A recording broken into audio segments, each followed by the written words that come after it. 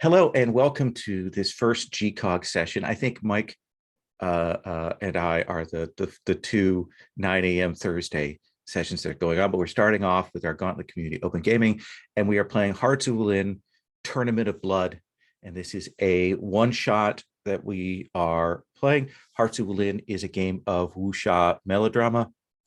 Gauntlet Community Open Gaming is a event that we do a couple of times each year, aimed at onboarding new players, also showing off games to new people, and just having a free online event for folks. My name is Lowell, pronouns he, him, and I'm the Gauntlet Community Manager. And you can find out more about the Gauntlet at gauntlet-rpg.com.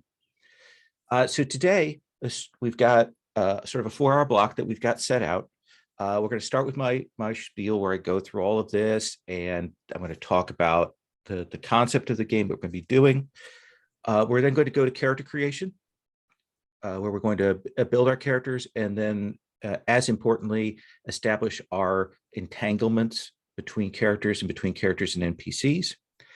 I try to take a couple of breaks.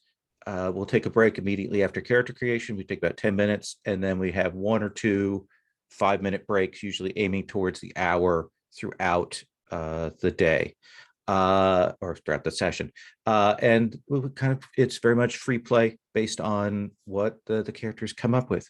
When we get to that last sort of 30 minutes of the session, if we haven't already kind of hit a logical endpoint, I may be hard framing things a little bit more, moving characters into position so we can kind of get to a resolution. But I'll kind of note that. But I try to stay really aware of time so that we can get some nice final moments there, get an epilogue for our characters in that. Hearts of Wulin is a game of melodrama. It is a game of wuxia melodrama. This is set in a fantastical version of China. It is about characters who are powerful and potent. They are strong and skilled, but they are undone by matters of their own heart. You belong to this world of the Wulin, of martial factions and clans, kind of outside of the normal order of life, even outside the order of the emperor. You have duties to your family, you have duties to your clan.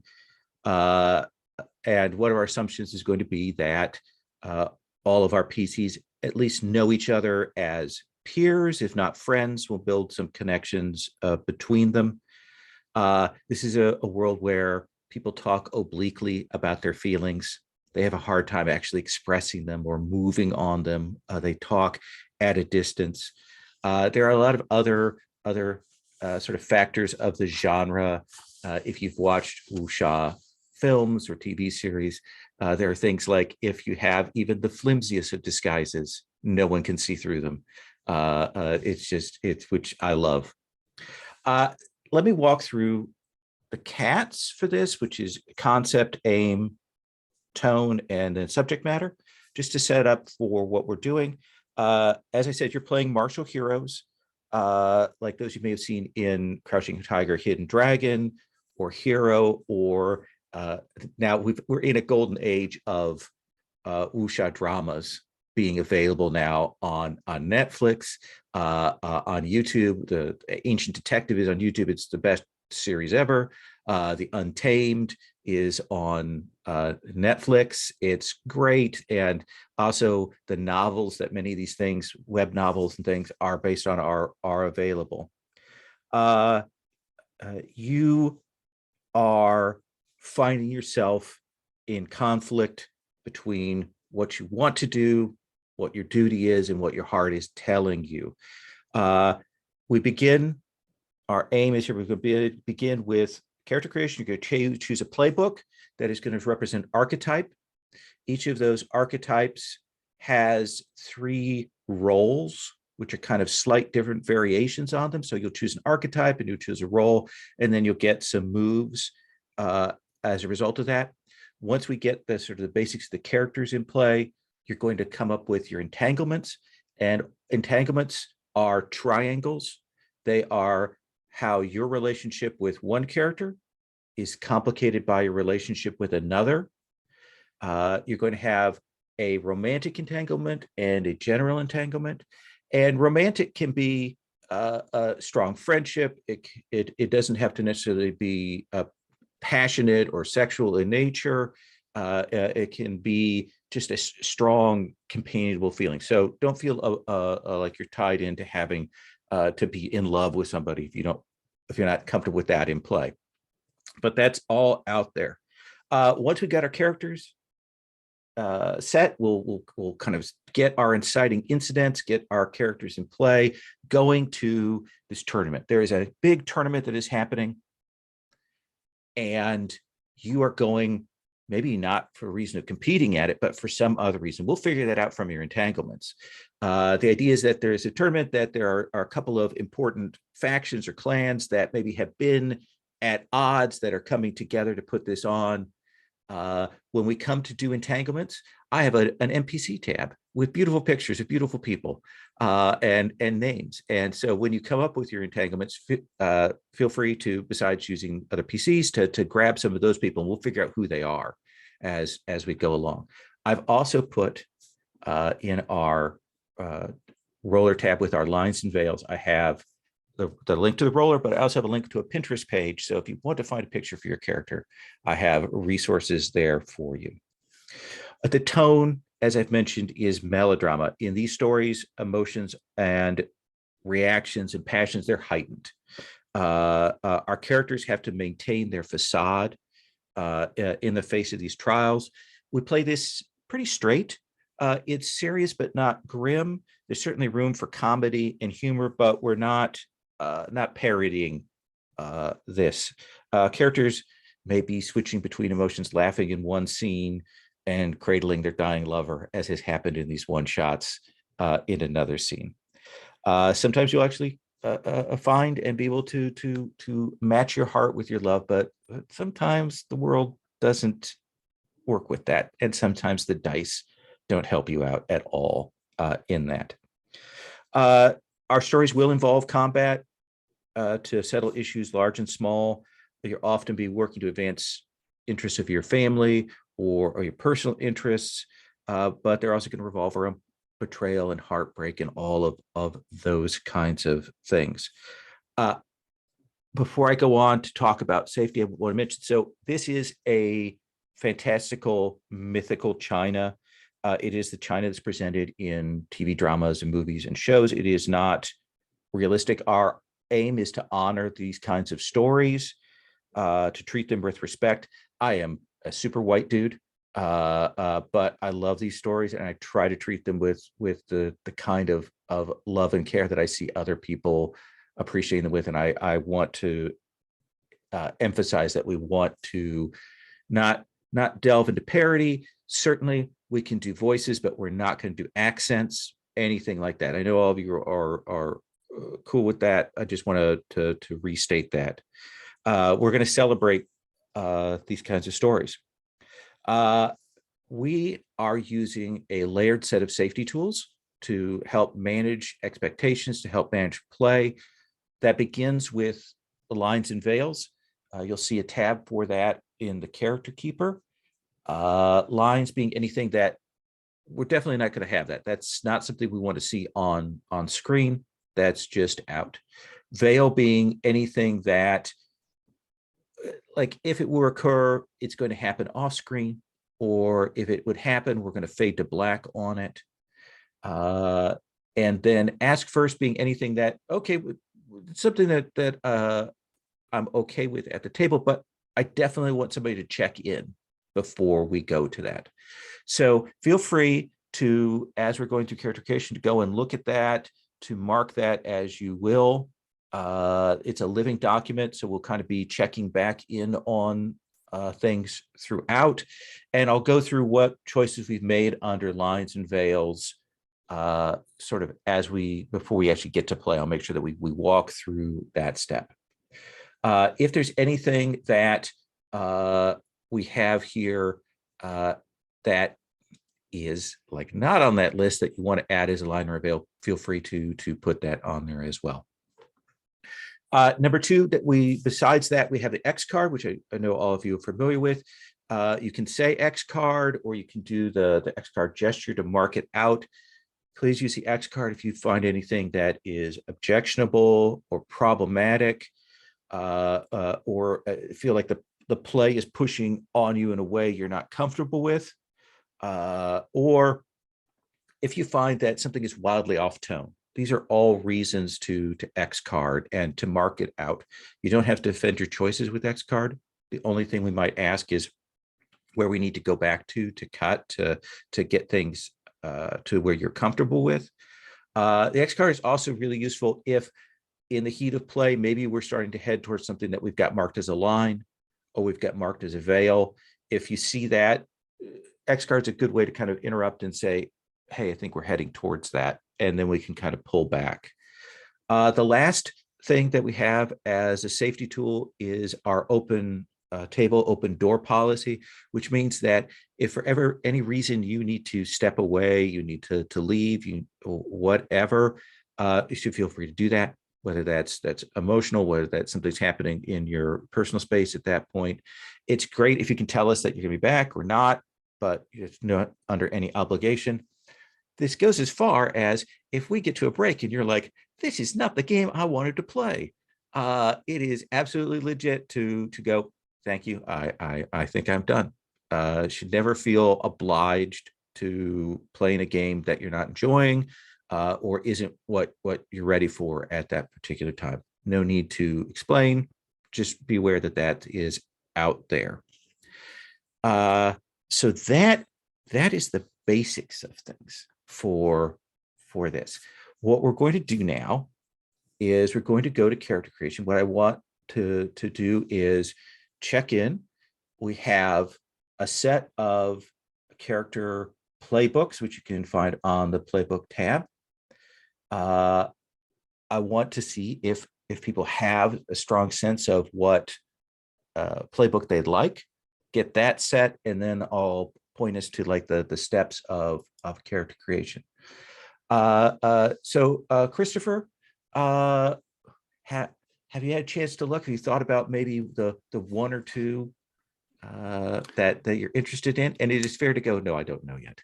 No, I don't know yet. Okay, that is absolutely fair. Steph, have you looked? Is there any thoughts that you have?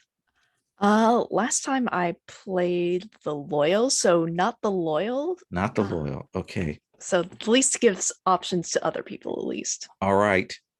So we've narrowed it down to 5. I appreciate that, actually. Roogs, have you thoughts about what you might want to play? Yeah, I did have a thought, and I just wanted your perspective because I was trying to decide whether I wanted to do unorthodox or outsider, but I basically had a specific idea for a character, and then I was trying to retrofit what the playbook was going to be. Can I tell you what the idea for the character is? Absolutely. So I was thinking that, and I'm totally open to do completely different things, but I was thinking about doing like an older, former master swordsman or whatever level, if these are level 0, so to speak, but who'd retired. He basically is protecting an exile.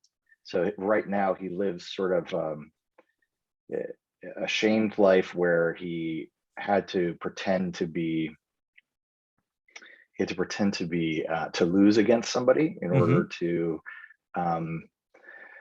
because the person who he loved wanted him to no longer be a warrior. Anyway, the long and the short of this is he's now protecting an older exile whose daughter was killed, and he's basically a farmer that's what he does, but really he's got this, this background being a swordsman. Now, if this is too contrived and twisted, I can also we'll make it work. I think that outsider wanderer, that role fits with that, and unorthodox hidden are both appropriate. I would say that unorthodox hidden presents a whole additional set of challenges in terms of making entanglements. And so if I were going to suggest, I would say the Wanderer is probably the better, easier choice to to make link with other characters in a one shot. Got it. Or even Rebel. I could probably do Rebel. Oh yeah, as well. either one of those two would be fine. I was thinking I would do outside of Rebel then. Okay, then we'll have that. So one playbook is off the table. Mario, thoughts on what you might want to do? I mean, I played a lot of those playbooks. I'm not really sure if I have one left that I haven't played, so I go with the roles. I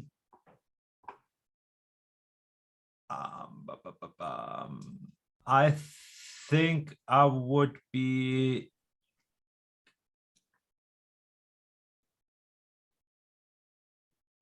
where is it?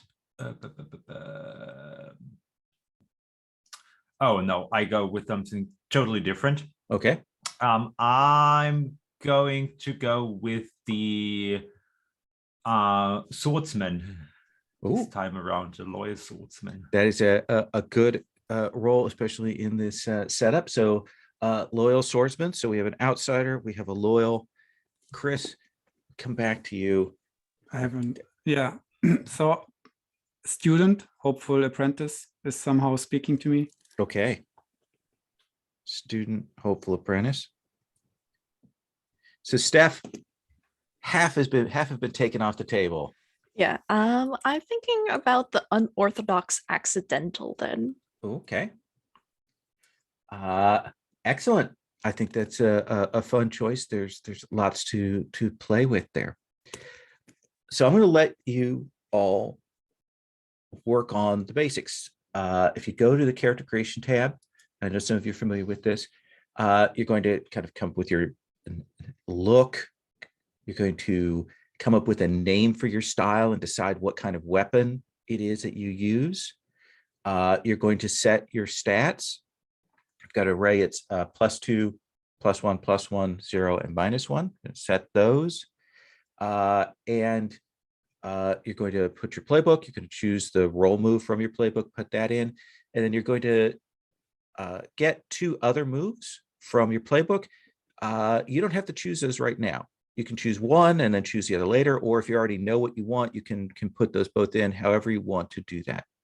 But I want to let everybody work on that for a little bit, get those choices made, and then we will come around and do introductions of characters before we move to entanglements. Are there any questions? Okay, go ahead, grab a column on that character keeper, and I am going to mute myself and sit here awkwardly. I'm actually going to pause the recording while we're doing this until we get to the introduction stage.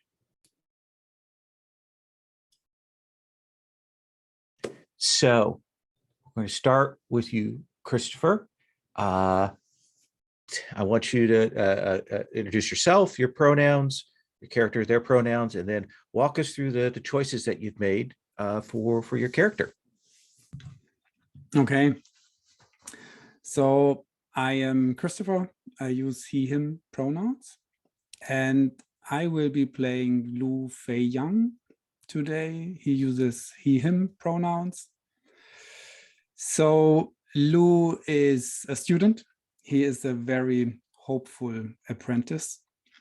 Somehow I had this idea that perhaps he was sent to this school by his father to, to become something useful in life, whatever this might be. I think he has a very gentle face, but he's solidly built. So perhaps he also is looking for some physical education in his martial arts studies. And I think he has very like a normal clothes. I think he's wearing, most of the time he's wearing his training clothes, which is like without arms, so he is always bare armed, which might sometimes perhaps look a bit funny on him, but he's making the best of it. I think he's a very dedicated student. And yeah, he's using a spear as a weapon. So I think the school is calling this style the piercing spear. And I thought that Lou is a very patient guy. So I gave him wood +2 and also put this in his style. And somehow imagining him not being very aware. So he has water -1, and then the rest is like control 0 because he's still studying. And I think he needs creativity to make up for everything else. So I have fire +1 and earth +1. And yes, and yeah, moves perhaps. Yeah, I see you do the roll move allows you to keep superior foes at bay, which is always nice. You've got the guidance of an elder with the proud use, and sacrifice, which allows you to take a wound but help everyone else out. You mentioned that that your father sent you here to be useful. Were you not useful before, or are you the youngest sibling, or what did you mean by that? I'm just building this, on the go. So I think I like this idea of the youngest sibling who got spoiled by, the family, who always got like first to eat, and perhaps always got like too much and always got what he wanted. So I think he's this spoiled child. And has that changed since he's gone off to study, or is he still a little spoiled? I think it's probably coming through from time to time. Okay. But he's taking his study, I think, very serious. Now, this school that you were sent to, were you have older siblings? Were they also sent to the same school, or they sent to a different school, or did they have an entirely different path, do you think? I think they had different paths. Yeah. So I think I'm the first one here. Yeah, so very much sent to this training school to actually study and learn the arts of the wuxia and talents, and sort of on the path to becoming something greater. But okay. Mm-hmm. I noticed you chose a nice younger Sammo Hung. It's a great pick.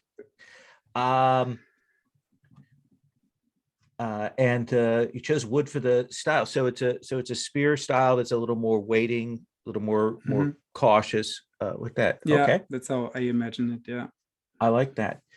So I'm going to have everybody else introduce themselves, and then we'll come back and we'll figure out your entanglements. There are example entanglements there on the entanglements and names tab, some broken down by the different playbooks. If you go through there, there's a group for romantic and a group for general. Can take a look at those. If none of them appeal, we've got a bigger list down below all those. So you can be thinking about your entanglements as you're hearing who other people are. What you'll do with the entanglements is you want to have a PC in at least one of your 2 entanglements, in one of those sort of 4 slots. And then we've got the big list of NPCs there with pictures, and we'll use those to fill in other names. Let us come then to Mario. Mario, tell us about your character. Yeah, hey, I'm Mario, use they and pronouns, and I'm going to play Yu Min. She is a very strong fighter. And she got inherited the clan's sword, the legendary sword, which is the White Snake Guardian Blade. There are countless rumors, and it's quite the honor to be the wielder of this blade. But there's something about my past that is really hard for you to deal with, and that is, I know that I've been adopted by my current clan after my parents and their clan have been wiped out, and I feel like there are some important details that have been kept from me from all these years. And there is a part of the library that I'm not allowed to go into. And I've heard there's a lot of history hidden, a lot of my current clan's history hidden in there. My clan prides, they pride themselves as being a righteous clan that protect the weak. So we wear very formal clothing that has to be moderate. There's some quite delicate embroidery, but it's not really showing off. Even our ceremonial robes aren't really as bright and as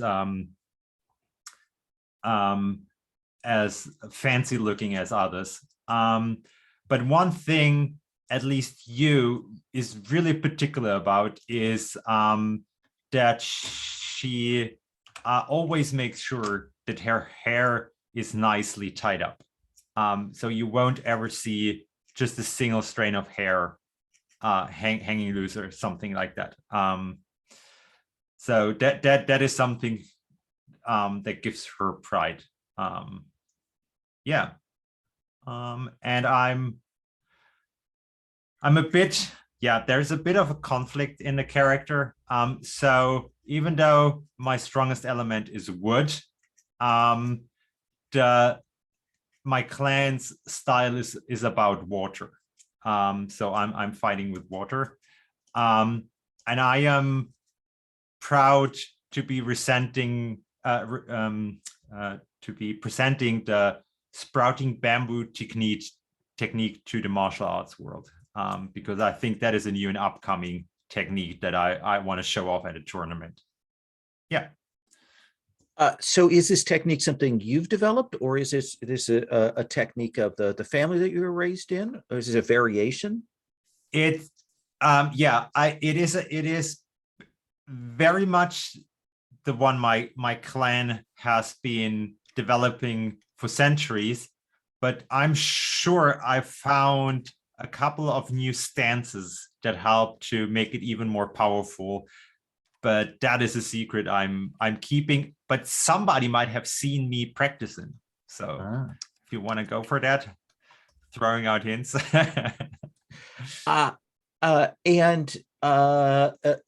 Is your family, is your your house, the family that you come from, the UA, are swords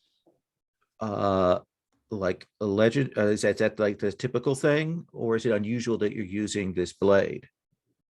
No, we're all about swords. But what is unique about this blade is that it looks like it is made of snake scales, right? So it can stretch itself out. So okay, that typical anime blade kind of thing. Mm-hmm.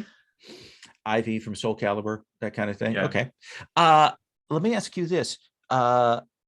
This blade, did it come to you via your late family or your present family? This is my present family. Okay. So they adopted you, and they had enough confidence in you to put this blade, this important, vital blade, in your hands, huh? They had no choice because the blade chose me. Ooh, okay. Well, do you have siblings? I do have, yeah. Okay. And how did they feel about that? I mean, we as siblings at least pretend to get along well. Okay. But you never know what's happening behind your back. I mean, we're a righteous clan, so we can't have open conflicts in the family. Okay. That's just not gonna happen while our master is still alive. Awesome. Yeah, I think that gives us a good sense of who you are. I like the picture that you've chosen there. And again, we will come to Entanglements. We'll come around on that for romantic in general after introductions. Next up is Steph. Steph, introduce yourself, introduce your character, and tell us about them.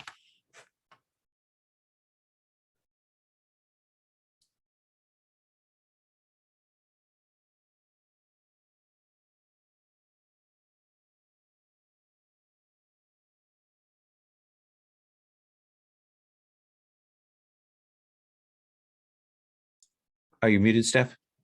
Nope. Oh, sorry. That's okay. All right. So let's just take a second. We'll wait till Steph comes back, just so everybody knows the introductions for everyone.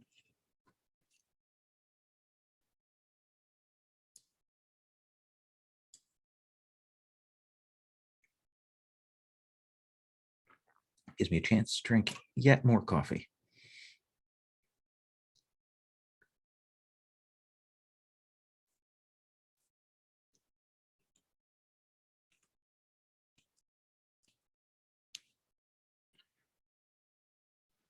Can I ask Mario a question about his past? Please.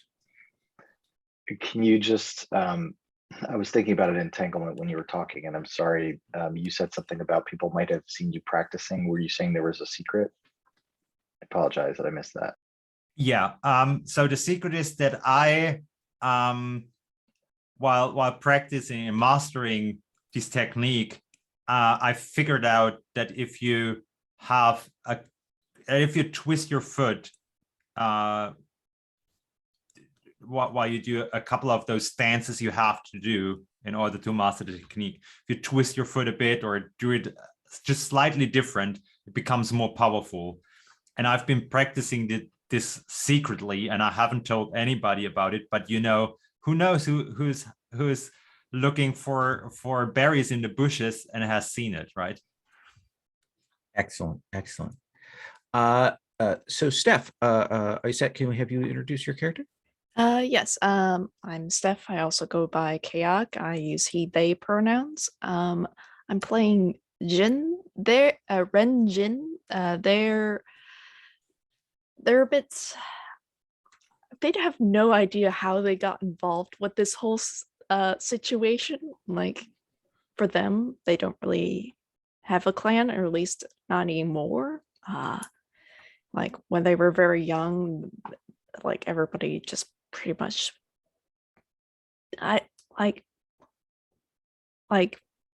just slowly just disappeared over the years, and it was just ended up like at a very young age it was just them in the house.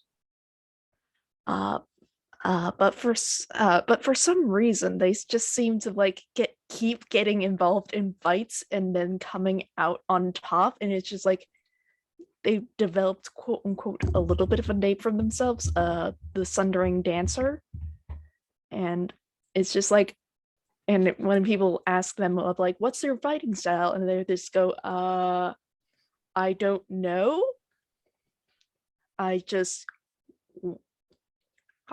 avoid things and they end up injuring themselves. That's fine.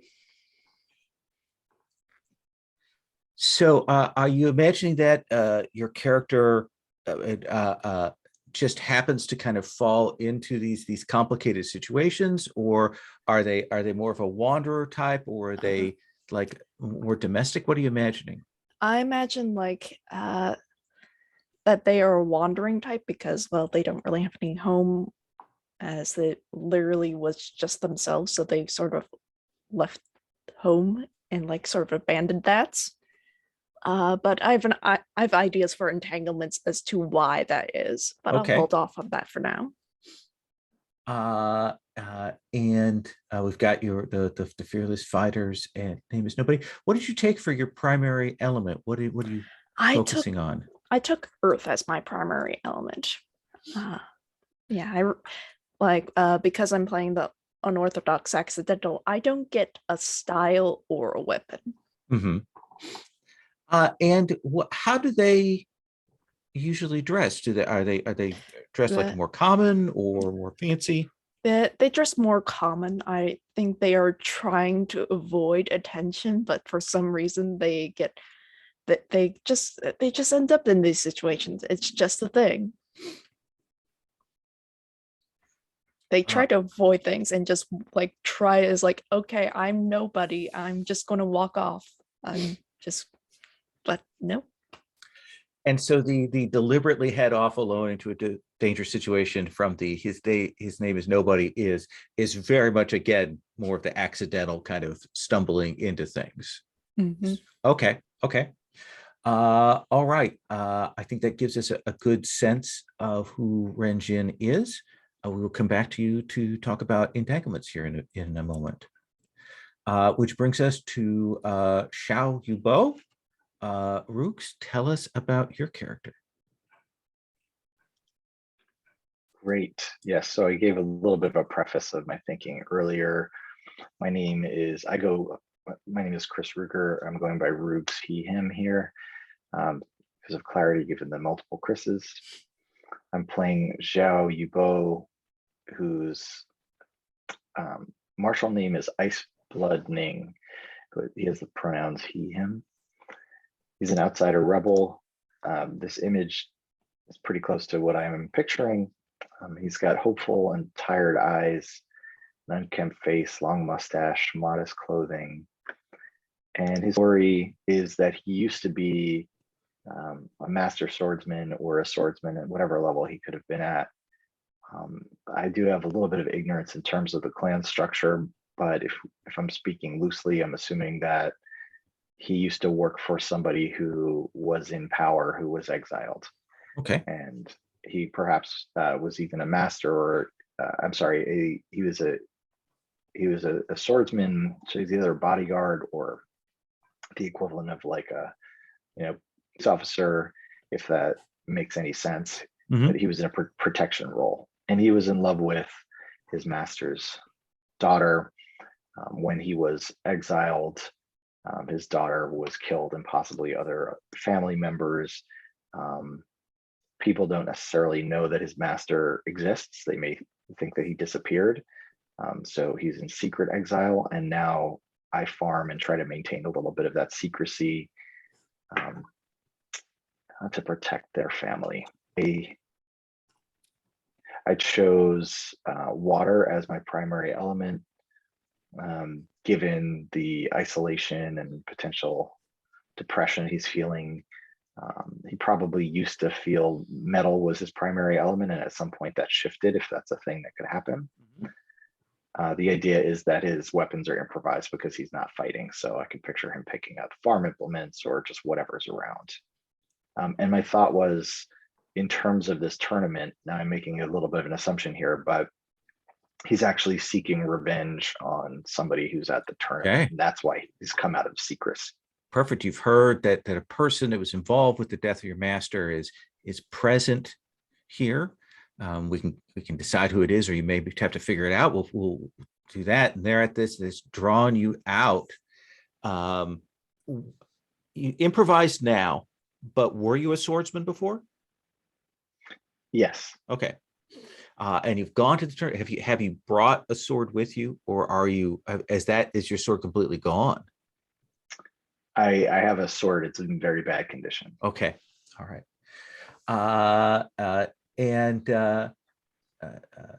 House of Traps. It's a very interesting twist. It's a little more calculating choice. So it's not fully about straight honor. You're planning this out, it seems like. Yeah. He is trying to make moves against the current clans that have exiled his people. So he slightly organizes small groups of people who are holdouts, but they're not very strong. So he needs to be a little bit secret about it, and that's why he also has the water margin as well. He has to blend in and learn things. Is he as old as he appears? Or is some of that a disguise? Yeah, he's older. That was the when I was looking for images, I could either find very young and beautiful or this guy. Okay. It's a little bit of disguise. I like that idea. Okay. What was the name of your style? Yeah, I wasn't sure where to come up with style names. Do I just come up with it on my Just own? come up with whatever you'd like to call it. Yeah, can I come back to that when I absolutely. Yeah. We'll put a pin in that and Thanks. think about what that is, in case that should be something that would come up. Can I actually I liked the idea of treasured sorrow, which was a martial name. Yeah, you I'm can not use sure if that. I could reuse it for that. Yes, I like that name. Treasured 100%. Sorrow. Okay.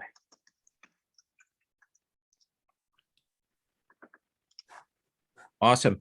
So we will come back to you and talk with you about entanglements here in just a moment. We're going to swing back around. Going back to you, Chris. Would you like to start with telling us what you're thinking about in terms of your general entanglement or your romantic? Which one do you want to start with? Because you'll do one, we'll go around, and then we'll come and do the other one. So I have an idea for something, I think more on the romantic side. Okay. With Yumin. So the idea I'm having is that my master asked me to steal your secret. But I find myself admiring you very much. If that's okay with you, Mario. Yeah, sure. So clearly from another group, or are you from the same family as Yumin, the same grouping? What are you thinking there, Chris? I think so. I could imagine it's like a rival school, a rival clan. Okay. And perhaps like an underdog clan that I belong to, and yeah, so they hope to get an upper hand if I'm able to try to steal the secret. Who is your master? We've got a lot of great pictures there. Like let's figure out who that is from our pool of NPCs.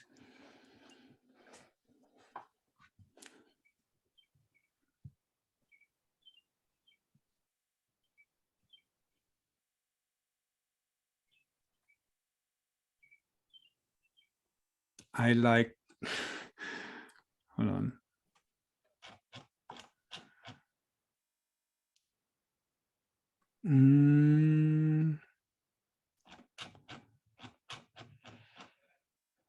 Okay.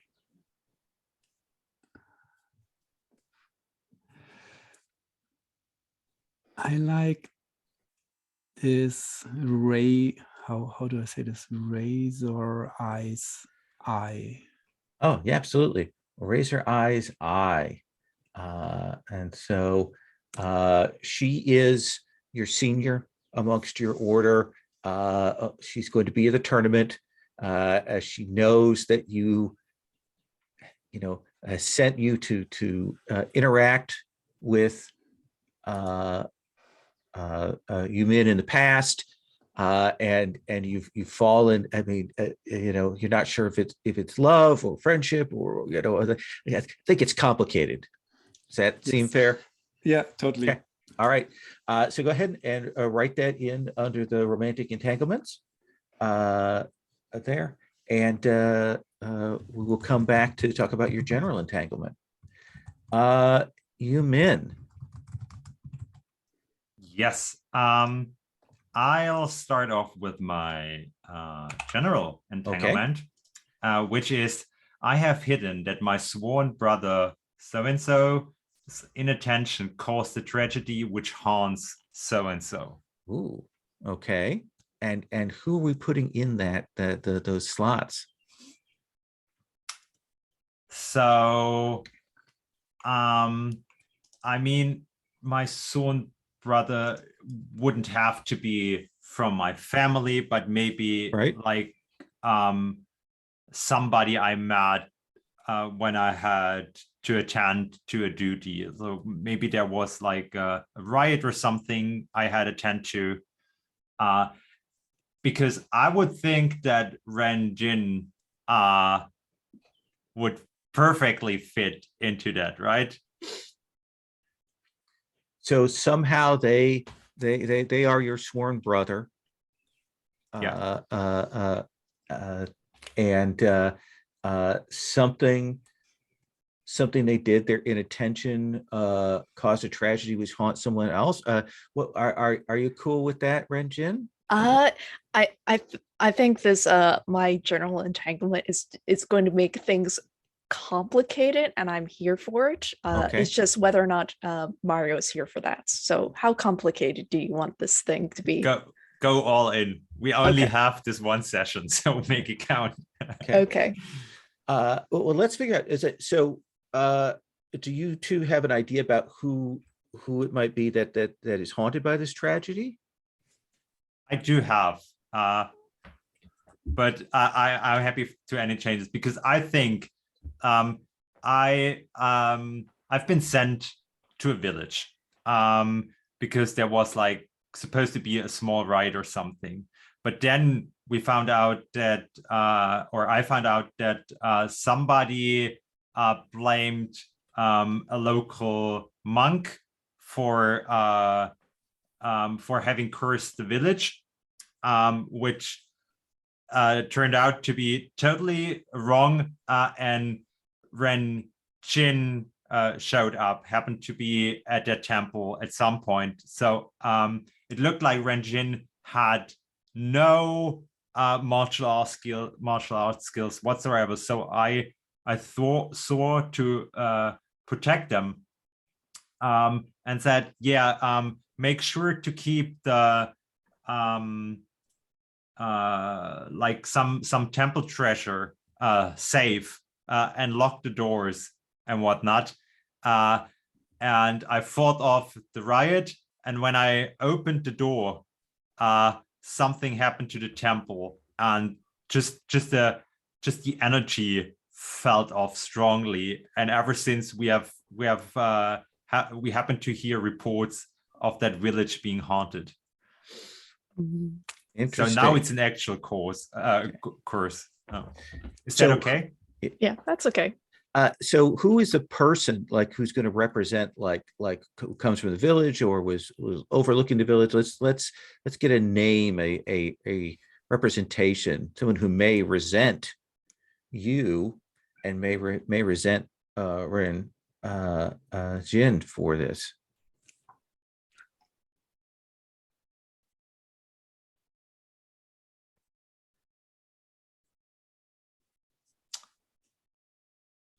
Do you have an idea, Steph? I think maybe the Scholar of Hawks, because that just seems like someone who's studious and that sort of thing. Yeah, they maybe have come to this tournament to look for the person who caused this haunting. Maybe not certain about it, but certainly the village that they come from has been cursed and haunted since the day of that. Okay, I think that gives us a good general. Renjin, you said you had an idea. Let's come to yours. I'm going to say that the reason like I've been trying to get close to Yu Min is because they are my sibling, and they and she doesn't know about it. But we were separated at birth, and technically she was going to be raised as sort of like the final killing blow for my clan. Who's your master? That's the thing. This is something only I know. I don't think you actually know. Mm-hmm. I like that. Yeah. So who is your master, Yu Min? That would be Master Min, the master of the Southern Spring clan, Southern Springs clan, and I'm going to. Oh yeah, there's the second Captain Feng picture. I'm going to change to master. Okay.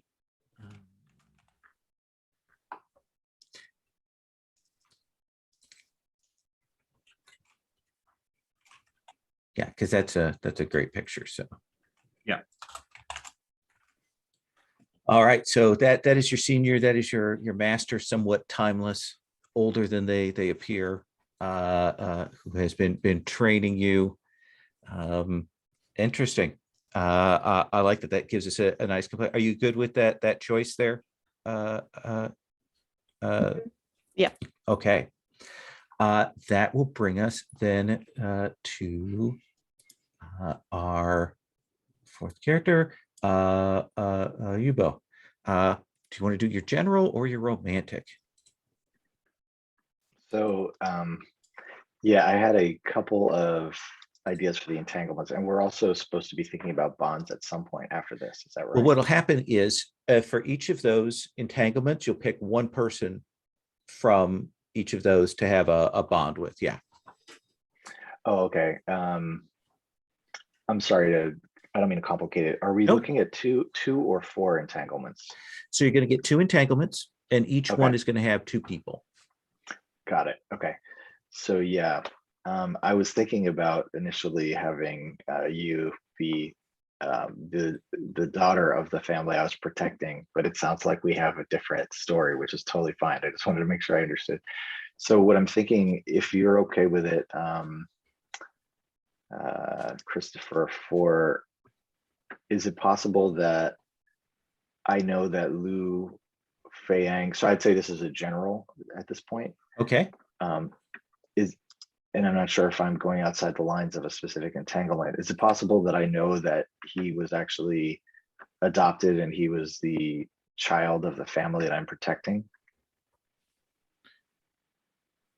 What do you Now, think anybody's about? able to kibosh that, especially you, Christopher. If not, that's totally fine. I had other ideas. It could be interesting, right? It could also be a reason why I'm sent off to pursue a completely different path than everyone else in the family.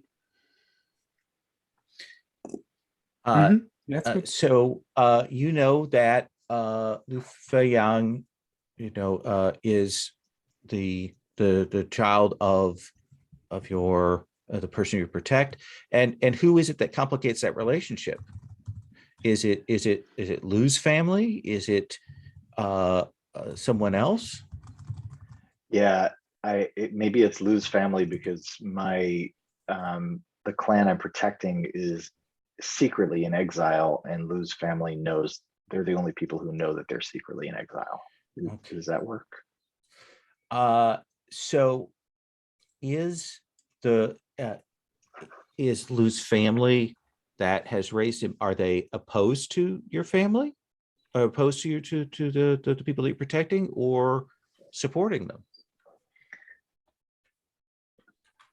So I would want to make it whatever is most interesting. I would say perhaps they are using that information as leverage. They are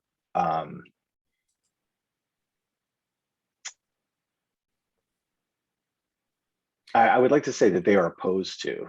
Now the question is, what are they doing with that? They're opposed to, and they're holding that info secret.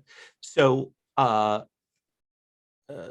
essentially, Lu Feiyang has kind of been a secret hostage in the hands of this family.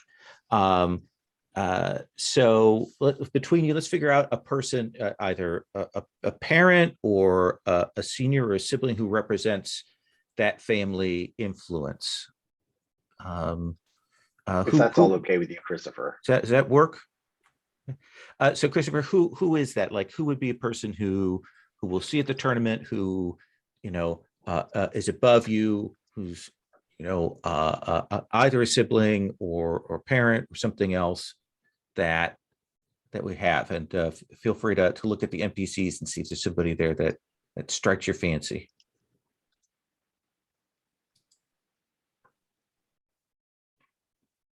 I like this idea. What you said earlier, like even the slightest disguise will disguise someone totally. So I'm looking at Sapphire Ghosts because she's in a disguise. Okay. So Sapphire Ghost, who are they to you? I think they are a sibling.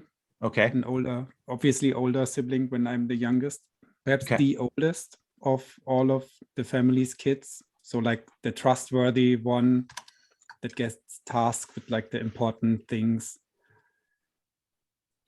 Absolutely. So we know that They are a sibling to you.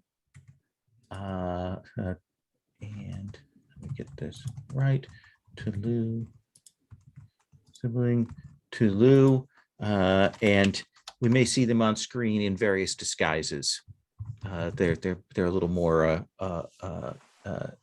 sneaky. Are they male, female, they, them? What pronouns do we want to be using for Sapphire Ghosts? I think it's ambiguous. Okay. Okay. Does that work for you, Rugs? Yeah, and so we're assuming that Sapphire Ghost is aware of the family in exile. Yeah, and they're probably shadowing Lou and all of this, and they're to kind of make sure that nothing happens and that they can use this to manipulate their ends. We still don't know who is the killer of this figure. So the person you've been protecting, so who you're seeking revenge on, we'll figure that out. So that does bring us back around to you, Lou. We have your romantic. What do you want for your general? Yeah, give me a second. Sure. I had something picked here.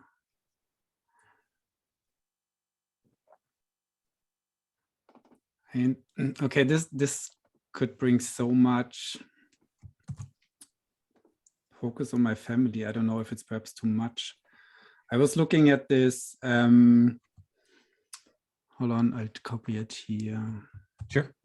I've learned about my elder siblings' affair with somebody which may doom our family. Ooh.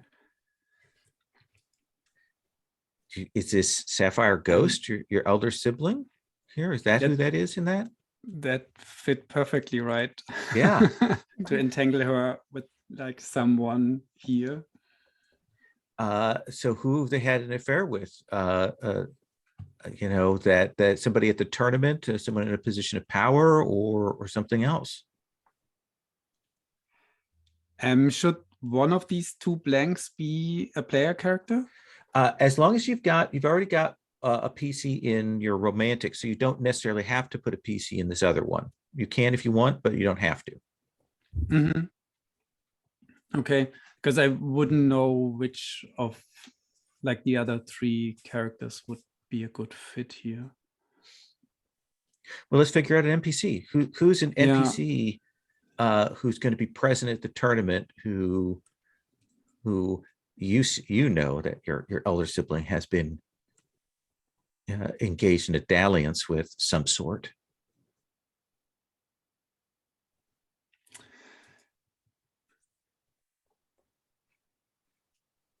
Perhaps there's like an official character, like a magistrate or something. Yeah, we have magistrate's son there. Do you want that to be? Yeah, I would like to bring someone from like the official side into this. Yeah. So magistrate son, yeah. Excellent. So that will be who is there. So you know that they're involved with them, and you know that that's not good. There's certain dangers involved with that. And of course, they'll be present at the tournament. So to make that extra complicated. All right, Mario, we come back to you. Have you thought about what you want for your romantic entanglement? Absolutely. Okay. And I think I'm just second what Christopher just said. And I think I'm in love with Lu Feiyang, but I have sworn revenge against their family member, which is now Sapphire Ghost. Okay. What happened that you should be swearing revenge against them? The history of my family goes that Sapphire Ghost was somehow involved in the annihilation of my family. You don't know the precise details, but you managed to pull that out. Details are kept from me, but my master said that if I would want revenge, there is one person I should go to first, and that is Sapphire Ghost. Okay. And I feel I'm about strong enough now to tackle that task. Excellent. That brings us to Renjin. What do you want for your romantic? Oh man. I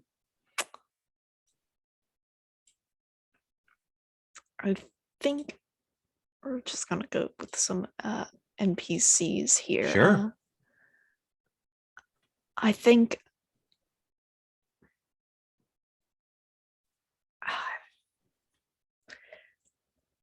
yeah, this is going to be interesting. I think Perfect Cloud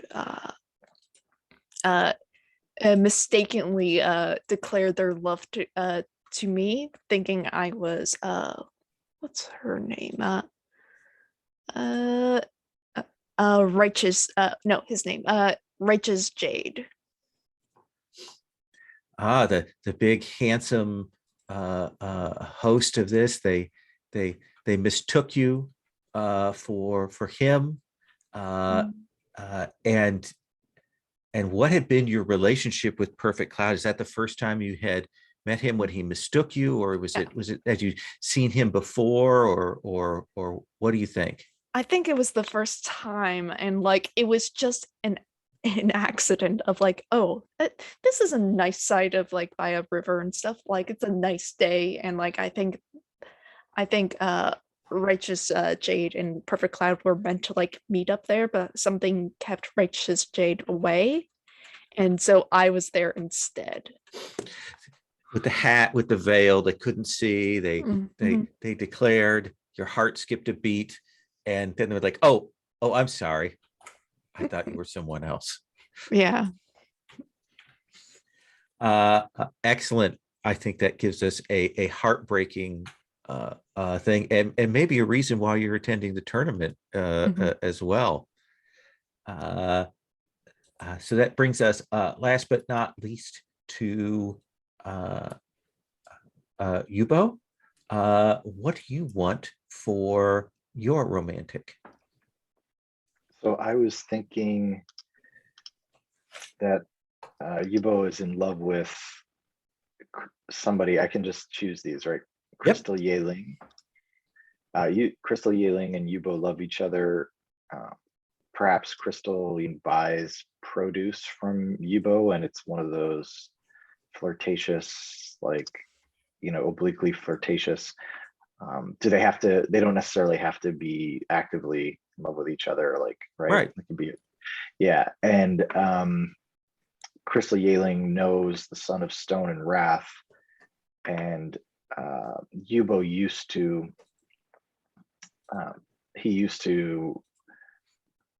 either fight with Son of Stone and Wrath when he was in his other position, or the Son of Stone and Wrath is a criminal and he used to work with him. So Crystal Yeling would no longer love him if she knew that he had a little bit more of a checkered past. Okay, Son of Stone and Wrath is a perhaps has a villainous background, and Crystal Yeling, who you care deeply for,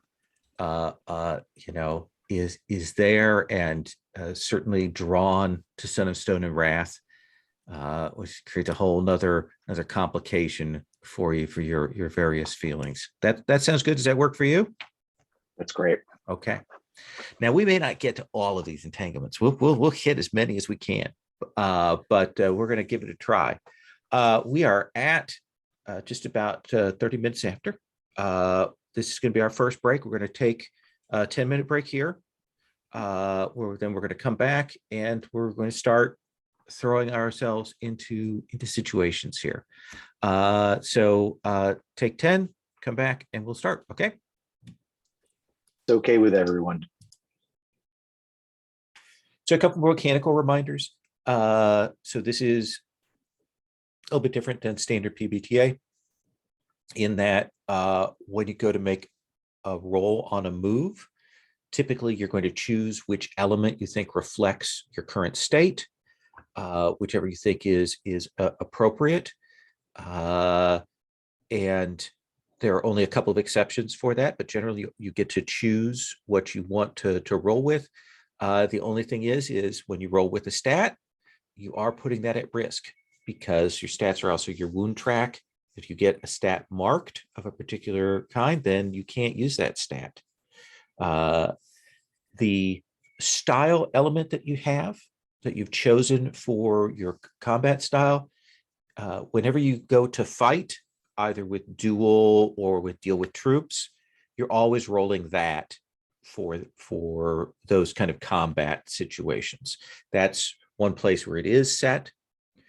Other place where it's set is inner conflict. Inner conflict happens when you engage with the issues of your entanglements. In that case, you can roll anything but not your style element. Can never use your style element for rolling inner conflict. So it sort of flips that on its head. The other thing I want to mention, because it's a little bit different from standard PbtA, is the study move that we have is our information gathering move. It's our ask questions move, but we don't have a set list of questions. You can ask about a person, you can ask something about them. You can ask a question about a situation.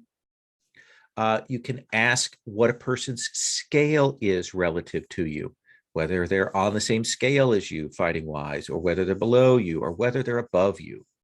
That's another thing that you can ask there. Lastly, with the hold that you get when you roll study move, you can also declare. You can declare facts about the situation. You can say, in fact, this person is a trained assassin, or things like that, as long as it doesn't necessarily directly contradict things that have already been established in the fiction, and as long as it isn't impacting directly a PC or an NPC that's closely tied to a PC. We always check in on those things. So just realize that that's another important tool that you have in your toolbox. Now, before we get much further, let's go over quickly the lines and veils that we have set for the game. We have hard lines on the following things: harm to children, racism, sexual assault, slavery, torture by the PCs, wet rug / rain damage. Yeah, I sympathize. And then for veils, sexual content, anything like that will fade to black on. Identical twins will also fade to black or present off screen. And then we're going to ask first on issues of alcoholism, drug abuse, homophobia, or suicide. If those issues would come up, we're going to definitely check in before we bring those to bear. So this is the tournament. It is being held and sponsored by the Peacock Blade sect. They are working to regain some of their influence position. Several factions that they have been at odds with are coming, and they're spending a great deal of money to put on this brilliant tournament.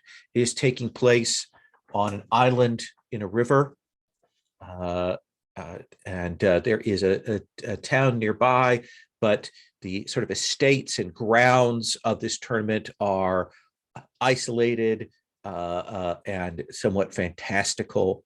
This is the grounds of the Peacock Blade sect, and you all will have been traveling to reach this place, and at a certain point, you would have gotten on a river barge that is directly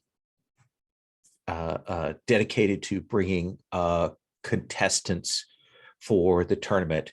And for various reasons, all of you have run perhaps a little bit late.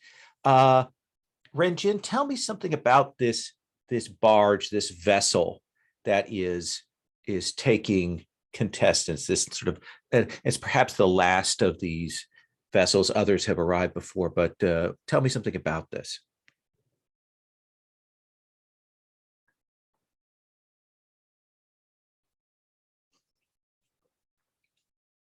Is it big, small, Renjin? Is it painted wildly? What do we see on screen about this barge? Oh, I think it's I think it's has been sort of like, I think normally it's a very plain looking barge, but Mhm. since like we're going to a tournament, like people have like sort of graffitied like all sorts of symbols and like just like drawings on it, just to like say, hey, we're like, this is even though like we're going to be fighting and what have you, it's still like a celebration. So Yeah. like we're going all out with this. Banners and kind of float style things on there, and there are, besides you, Renjin, there are a couple of people on there. We definitely see Xiao Yubo. When the camera comes in on this first shot of Yubo, what do we see of you on this barge?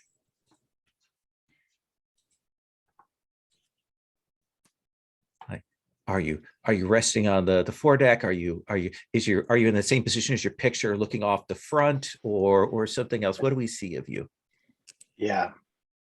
Zhao Yubo, I'm assuming there are other members of the Peacock Blade sect on the boat. Is that there are fair? probably a couple of people from the sect that are specifically here to help make sure everything gets along. This is like the last of the boats coming in, so they may be a little tired of the ferrying of people. Zhao Yubo is standing near them, trying to act like he's part of the Peacock Blade sect. So if I don't know if anybody's drinking anything. If so, he's drinking with them. Absolutely. And we assume that we don't have a direct relationship tie between Renjin and Yubo, right? But like you do have met each other in the past. You are the two people who like don't look like martial artists, right? Yeah, like is he like me? Like that's the sort of thing like Renjin is thinking when they see him, of this like, do they also get into like fights just randomly? Is that just a thing? They are. I mean, and Yubo, you do look like a member of the Peacock a blade sect, but are you dressed like a warrior, or are you dressed more like a servant, or what? Yeah, I'm dressed more like a servant. Okay. If I'm able to continue to wear the clothes that I usually wear when I'm working on the farm humbly, I would. If I had to have a disguise, I would do that too. So there's probably and Ren, now you're not a martial artist, so you say. You're not Yes. a wuxia. Do people, when they see you, do they assume you are? Do you look like one? I don't think I look like one. Okay. But however, because I don't look like one, people recognize me sometimes because I don't look like one. So there is that thing where perhaps the Peacock Blade sect people are not necessarily taking the two of you as seriously, like, okay, these are the last of people that are coming on. But they will stop at the final dock before heading off to the island. And I think that's the point at which we see Yu Min standing, waiting. There's another group of warriors who are in kind of a group together, who have been waiting there with you, probably a little like a light drizzle of rain. They're wearing the hats to kind of keep themselves dry and capes. Have you been waiting for a while, or have you just arrived? No, I've been waiting for a while, and nobody knows why, but there is a table and a little stool, and I'm sipping my tea patiently. The people who are there have kind of maybe paid a little mind to you, but seem occupied. It seems like a group that has come together. Lu Feiyang, you are running late. Why is it that you're running late?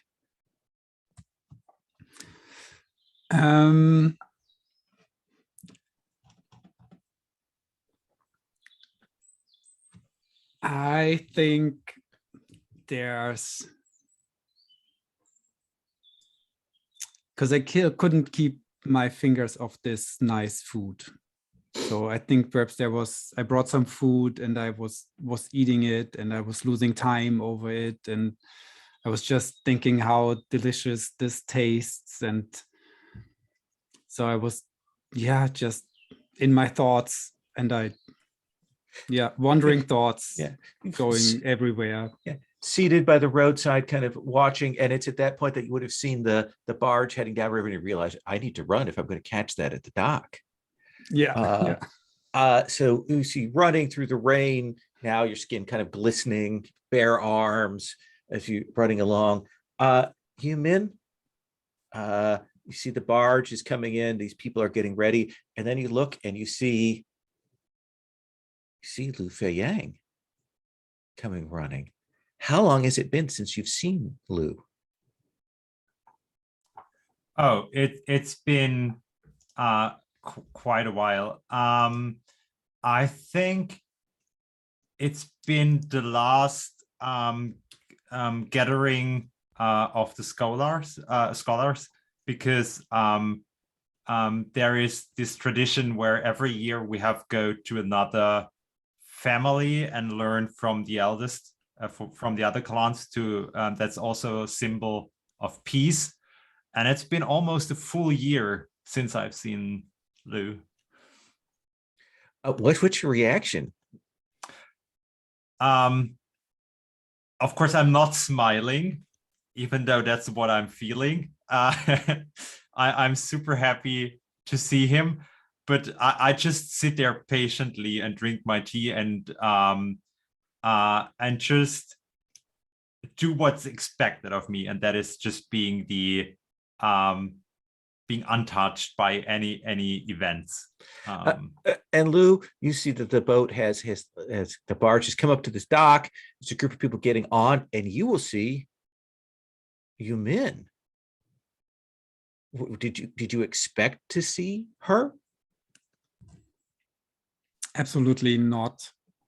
And I think I'm totally taken by surprise. I will stop in, just grind to a halt there, stop, stare at her, perhaps like a second too long. And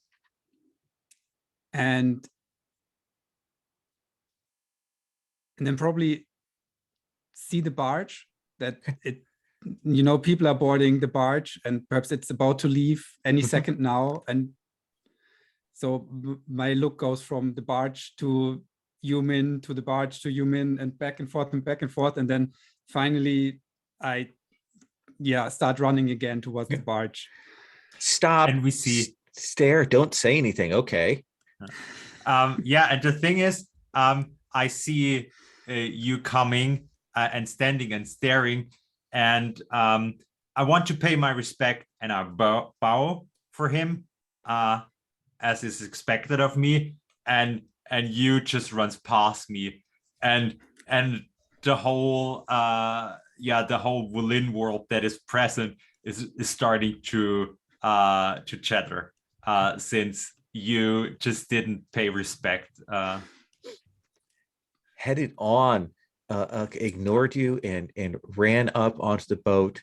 You have to gather your things together and kind of gather your dignity and get on board the boat. Xiao Yubo, as these people gather, you'll see one of the last two people to come on is Lu Feiyang. Did you expect to see them here? No, I have seen Lu Feiyang regularly as he's going, if it's okay with you, Christopher, as he's going to school and he stops by and I give him fruit for free. But I didn't expect to see him at the tournament. Yeah, what do you do? Do you try to hide? Do you go to greet him? What do you do? Yeah, I turn around and I look at the water so that he hopefully doesn't see that I'm there. Okay. So you will we'll get on board.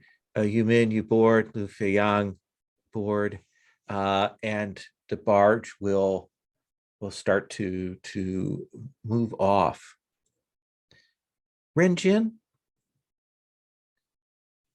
what is the thing that tells you that these fine persons, this group of people who got on at the same time as Yumin and Lu Feiyang, that they don't mean well?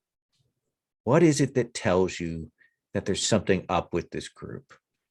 They're just very pushy. Like they actually have like hands on you, like they are like physically moving people out of the way when they're like trying to get somewhere, and it's not quite clear to me as to like where that you are. We're on a boat, basically. Yeah. You also notice that they have their kind of the weapons more readily at hand. It looks like there's a group of, we'll say, troops and a couple of leaders here, and they're looking around. You see them looking every which way, and then you see them clearly spot who they're looking for, and they begin to move sort of as a group towards the prow, the front of the boat, towards where Xiao Yubo is looking off into the water. And I imagine like as like they are passing by, I'm very concerned about this, and like I don't want to get involved, and like as I'm shifting, like my leg sticks out a little too far, and one of them, I imagine I'm going to trip one of them. Okay, let's have you roll. I think this is overcome to kind of like cause some confusion here, maybe delay, maybe draw the attention. Let's have you roll. What do you want to roll that with?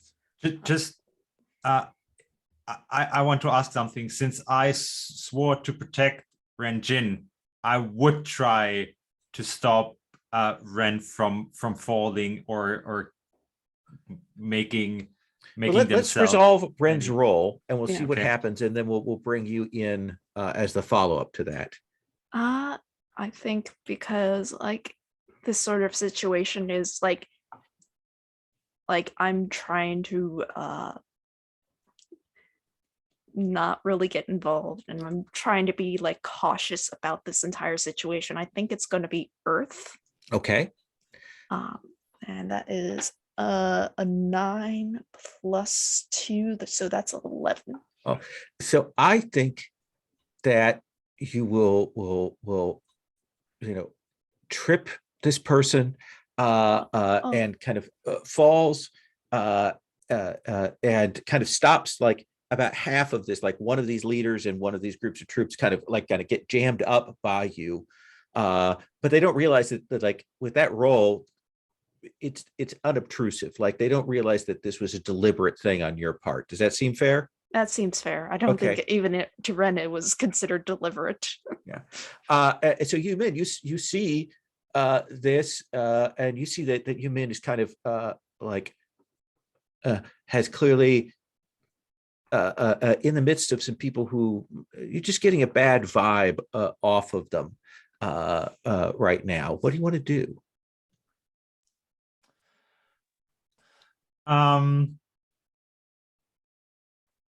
Oh, if Ren's already in the middle of it, I'll attend to them and formally greet them and introduce myself as Yumin, who's representing the Southern Springs clan, which should be known in the martial arts world. So you're trying to get their attention, maybe draw them more over towards you. Okay, yeah. That feels like overcome. We've got a very specific thing you're trying to do there. What do you want to roll that with? Something rather social. Oh, that's probably presence. I'd say. Yeah, I'm presenting my clan. Absolutely. Let's have you make that roll. So.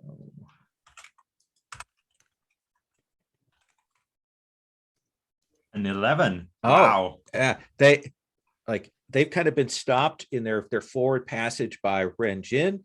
And then even as they're gathering themselves together, you pop up, and this like half of this barge is like they're kind of forced to like suddenly have to kind of try to cover themselves a little bit and bow and present themselves, you know, as answering to this. Lu Feiyang, you've gotten on board. You've seen Yumin over there. What is it that tells you, as you kind of see this other half of the barge, what is it that tells you that like something is up?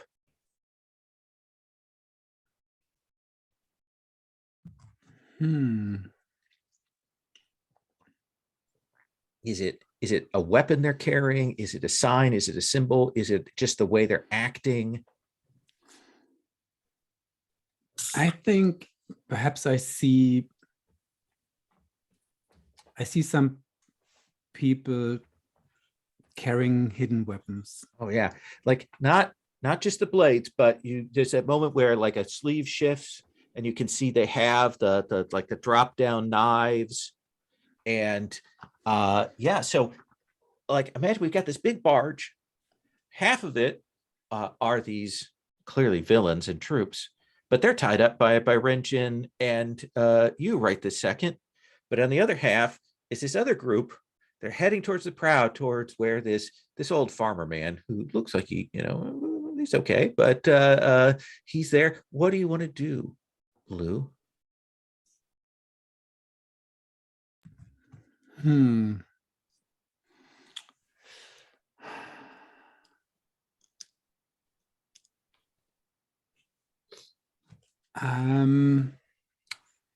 could study the situation. That's always a fallback if you're not sure what to do.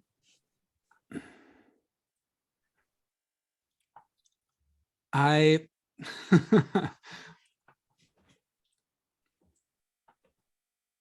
think,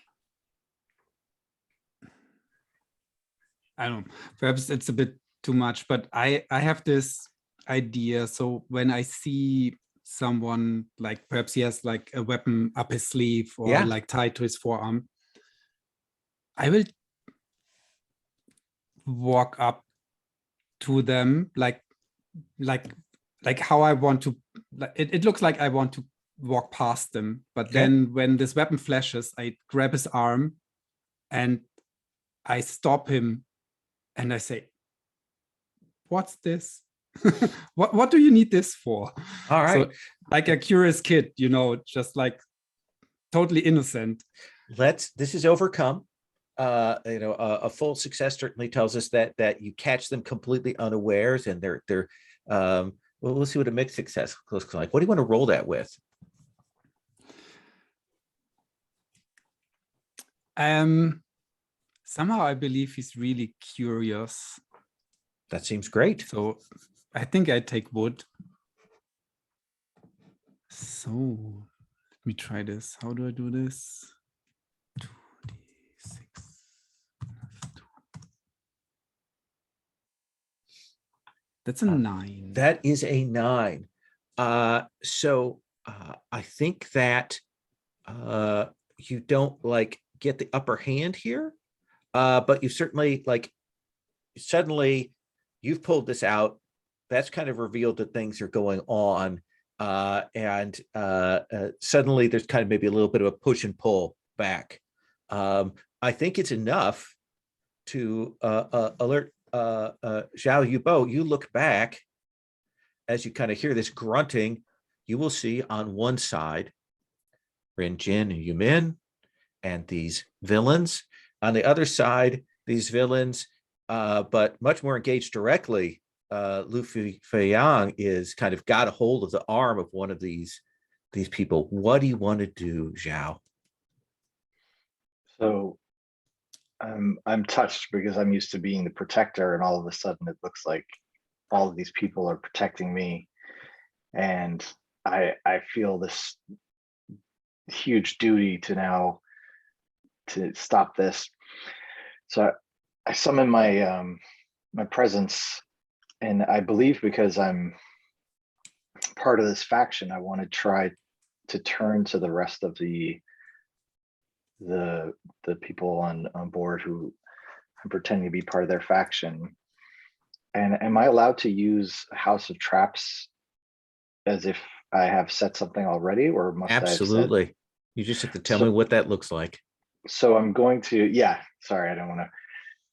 So I'm going to turn to them. This is the Peacock Blade sect. There are a few of these guardsmen who are on the barge. The ship is all decked out like it's a float. And I say, we're almost there, brothers. It's time to set off the fireworks. And I'm going to turn and light the fuse of either an intentional trap that I've set myself or fireworks that are actually on board as part of the ceremony. Perfect. Create a huge distraction. What do you want to roll that with? Well, I guess the first question is, can I assume that they're going to go along with me, or do I need to use hearts and minds? I'm part of the dragon. This is you've already set yourself. This is resolve how well this trap goes off. Yeah, we're going to see. Got it. So,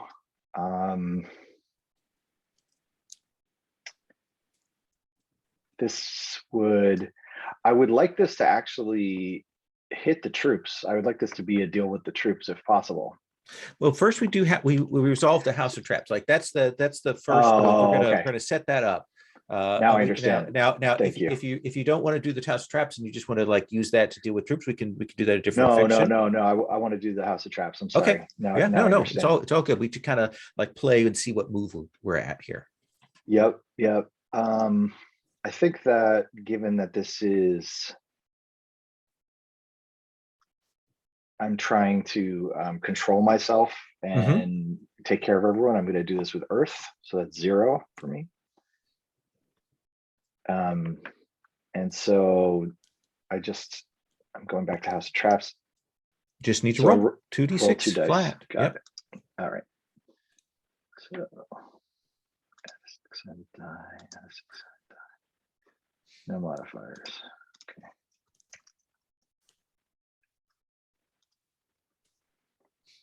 I got a 3. So I think that you turn and you will hit those fireworks, and like a couple of the Peacock Blade sect people are like, wait, no.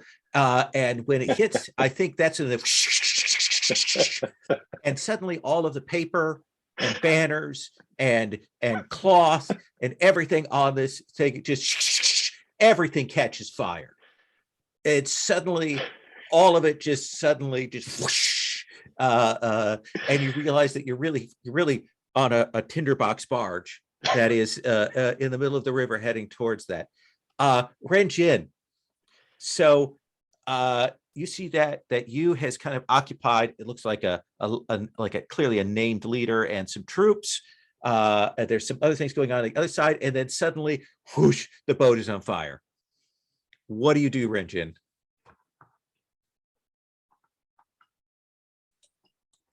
Well, firstly, I like, oh no, the boat is on fire. And like, I think Ren, like, does it appear like these guys are like going to be starting to like attack people, or are they going to try to, well, flee the situation because again, the boat is on fire? And well, the boat being on fire may have changed their calculations strategically, but you know, they are clearly they're up to no good. Everybody in the water, and as sort of like, I'm going to grab the nearest guy and like toss him off the boat, like as like sort of. So it feels like to me like you're going to be dealing with troops on the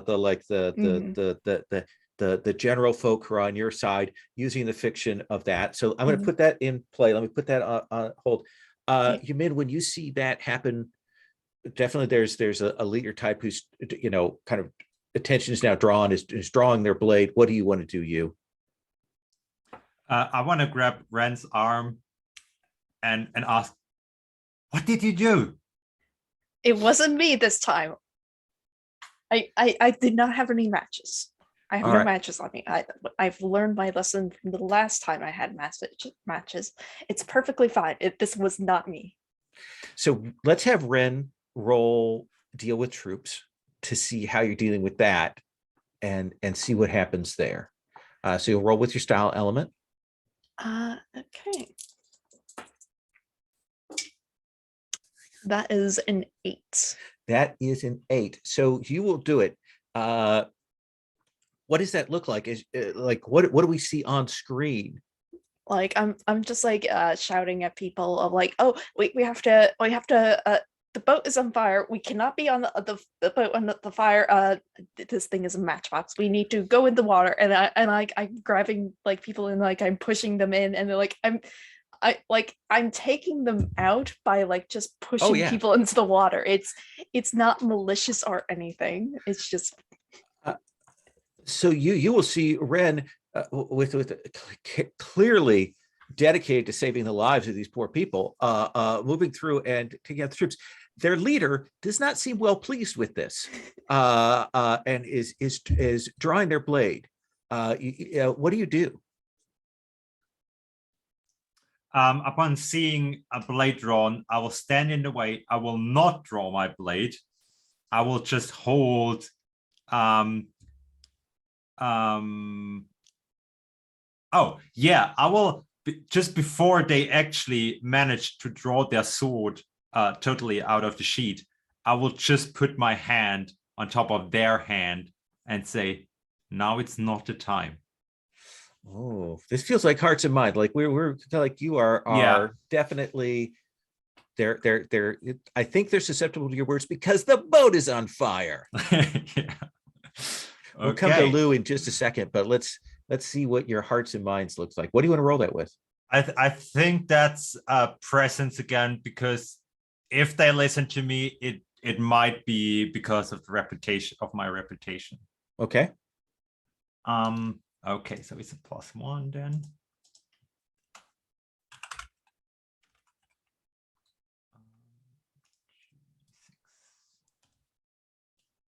Oh, that's a 4. Lovely. So I think you go to do that, and this figure does not listen to you. In fact, the blade comes out and they leap past you, kind of grab onto one of these dangling ropes and swing over to land next to this farmer who lit the fuse. Like that is who they are here for. And they are clearly starting things. So that you're kind of shocked as they do that. Like you weren't sure like what their level was, but they're clearly a wuxia of some skill. I'm going to cut to the other side of the boat. Lou, you kind of got this group locked, and then what do you do?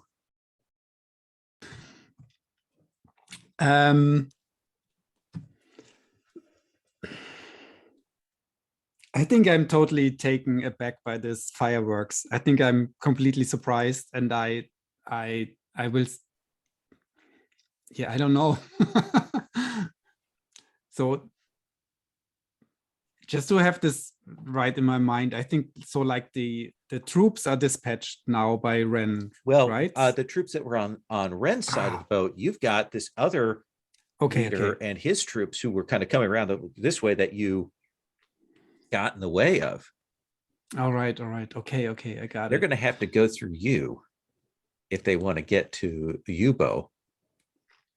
So I think when I saw that Yumin was not successful in stopping, or like that this leader of these troops actually evaded Yumin, I think I might need to basically show her how great of a fighter I am. Okay. And I will take my spear. I have this one Mook's hand anyways, somehow they are close to me, and I will engage them in combat. Okay. So this is deal with troops. You want to take care of the troops that are on this side with you? Yes. Let's have you roll. We've got half the troops are in the water. Okay. And All right, I choose the What is your because style it's- element? okay, I got it. So I roll +2. Oh, So it's fine. let's look. When a you deal with 5. troops on a miss, which you just did, you can either let their numbers overwhelm you and mark XP, or you can win at a cost. And I think the obvious cost is here is you don't look great.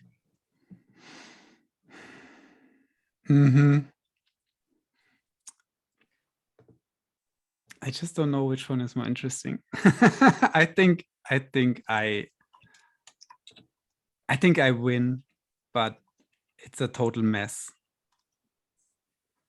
Okay, what makes it look like particularly amateurish or clumsy? I think it looks like I try to follow my style, but I don't manage all of the moves. So I improvise some of the moves and it just doesn't look right. Yeah.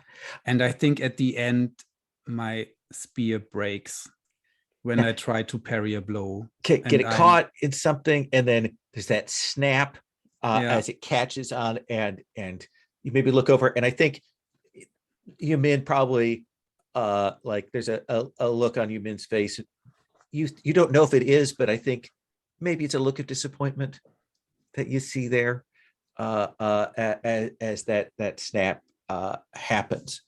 So let's go ahead and have you mark an element.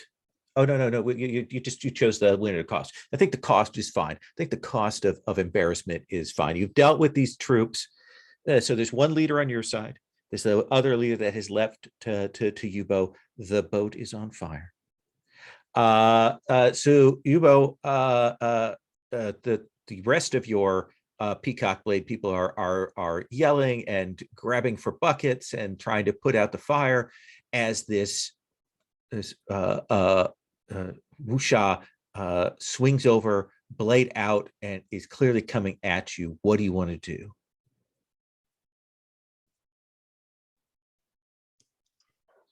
Well, not to use all of my moves within the first like 20 minutes, but I'm tempted to yell to the shore and call my rebels for help.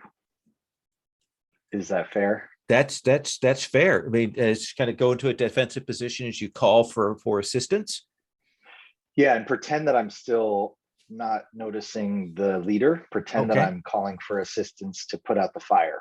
So, but it's really to get my it's to get some rebels who perhaps have been shadowing me and have been waiting to run to my aid. Okay, let's have you roll. What do you want to roll that with? Okay, so given that it's to put out the fire, I'm gonna roll with water. It's not too on the nose. So it's 2 dice. A modifier of +2. And this is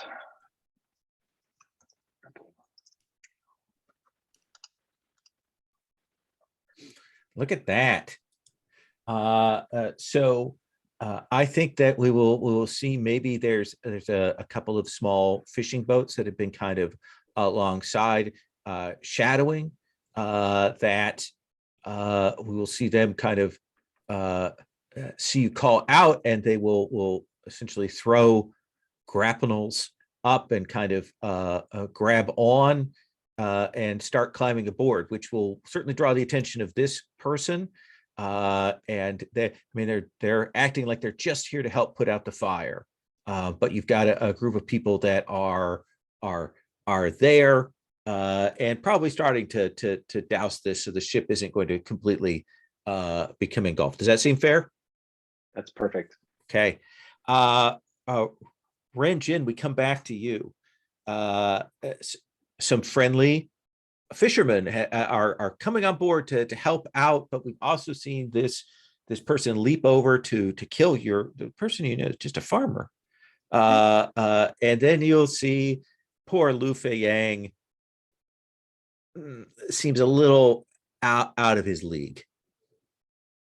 Oh, that's fine. I'm kind of out of my league here as well. True.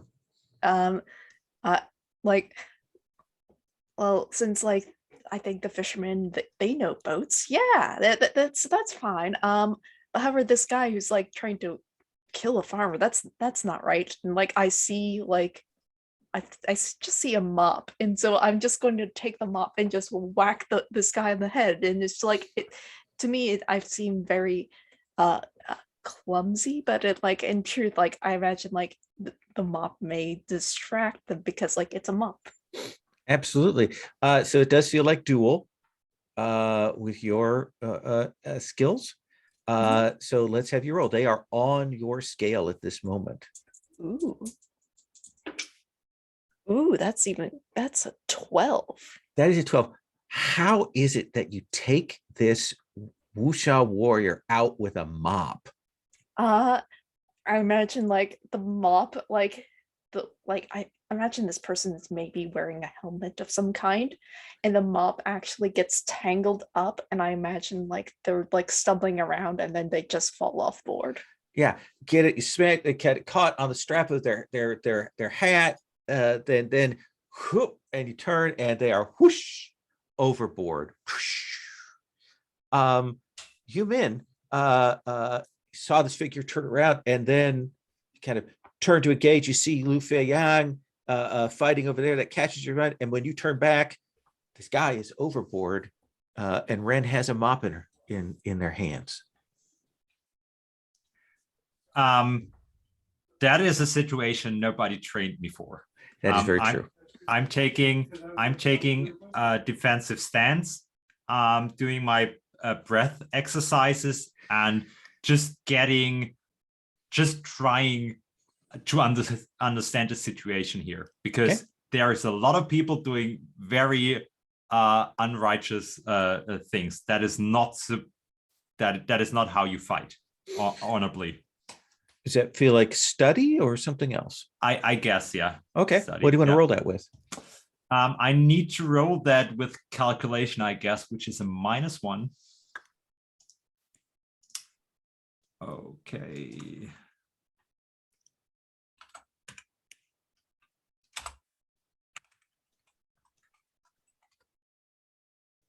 That is a 3 again. That wow. is a 3. I think as you are looking around, you see that Lu has taken care of these troops, but there's still another. The other leader is over there, and I think that's the point at which you feel the section of the boat that you're standing on give way, and I think you will drop down into the water there as the fire has caught on the railing that you've been by, and you will drop in. You're not hurt, but boy, that did not look good. And it's ruining my hair. This day absolutely couldn't get worse. Yeah, it goes in. You feel the needle that you have that kind of maybe holds it together. You feel it give and get washed away in the water. Yes. And I dive into the water, and the moment I come up, it's just like hair all around. Oh no. Nobody can see me like this. I'll just try to escape this situation and try to dive to the nearest shore. Yeah, you are swimming away to keep yourself hidden. Lu Feiyang, the boat is the fire is getting put out. There's this leader who's turned to you and just looks furious, and he looks like he's ready to engage. And then you see Yumin fall over the side. And I look at this leader, and I look at my broken spear, and I think I will jump overboard to rescue Yumin. Okay. I think that's going to be an overcome action to see if you can get over to where they are. Yeah, I'm thinking speed Yeah, that feels would right. be of essence. Yeah.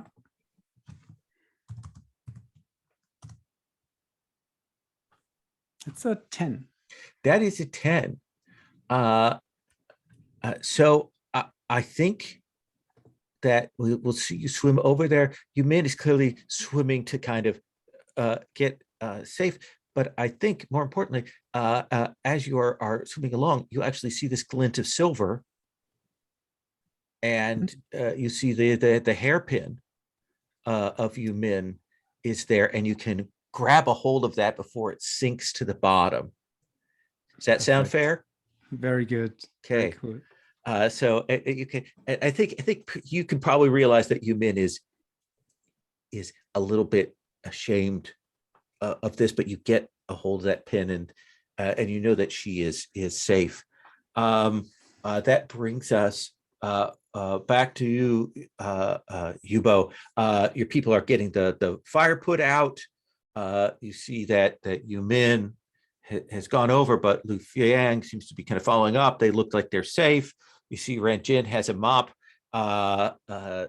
There's still this other leader who's now turning and clearly looking for you. Like, you know, now these people are here to kill you. And there's one more of these leaders there. Not to be too meta, do I know if they're at my scale? That's a study move is what that is. I think I'm going to study. Okay, let's have you go ahead and make that roll for me. Okay. And given that this is calculation, I was thinking metal plus Yeah. 1.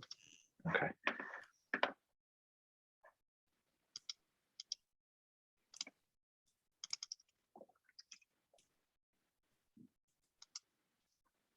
Seven. So that's one hold. And your big question here is, are they at your scale? And I think they are. If they'd had their partner still up with them, they might together been superior to you, but right now they are at your scale. Do you want to engage them? Yeah. Okay. Yeah. I want to still pretending that I'm unaware of what's happening. Okay. I want to take one of the buckets and fill it up with water as if I'm, going either into the hole that has just been opened up. Like maybe I look at the hole and I say, good idea.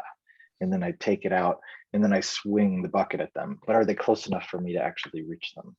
I think that that this figure, you can move a few steps and attempt. It's still a duel.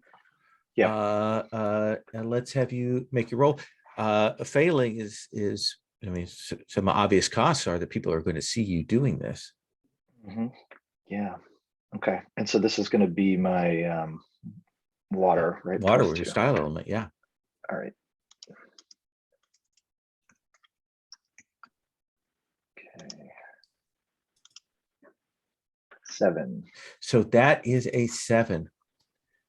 So let me ask you, as you do this, who is it of the 3 here? Is it you, is it Lou, or is it Ren that sees you be a little more skillful at this than they would have expected?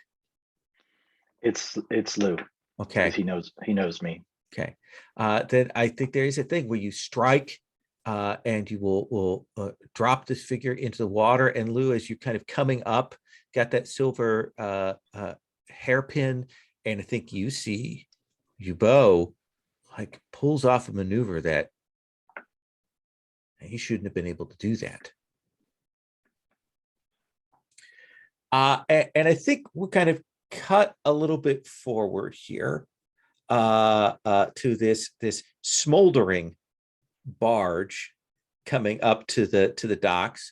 The various assassins have swum off in their different directions.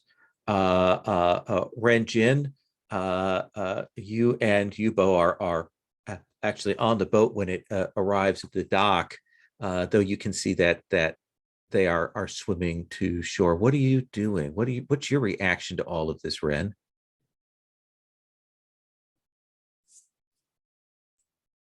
Well, for starters, there was assassins, and I don't know who they were for because one, they seem really preoccupied with a farmer, and that's Yeah. weird.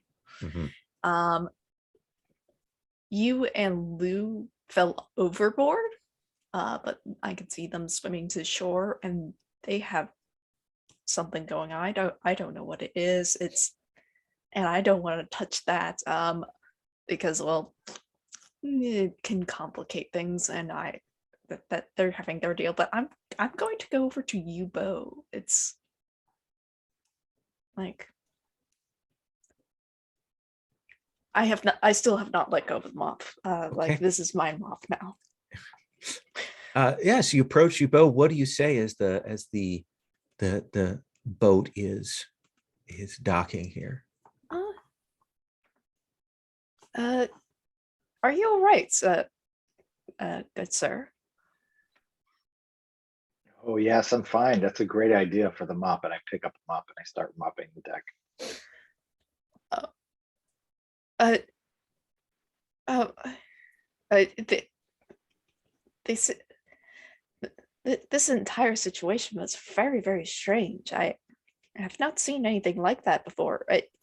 They seem to be after you, but must have caused quite a fright.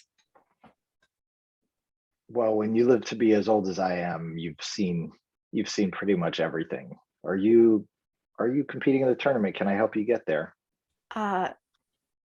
Possibly, maybe. I don't know. I haven't decided fully yet. And I think the two of you will see the boat pull up at the dock, and there are a group of people that are standing there, clearly like have been watching this conflagration come down the river. And the first person to step forward is, you will see Righteous Jade, the host, steps up, and there are a couple of people behind him in the shadows. It's hard to make out, but he's like, is everyone all right? You, old man, are you all right? Oh yes, thank you. How can I help you? I'm here to help with the ceremony. Well,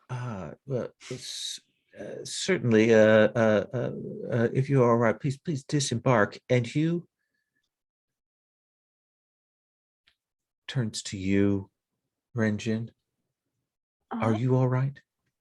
I'm perfectly fine. Are I you a contestant? Yes.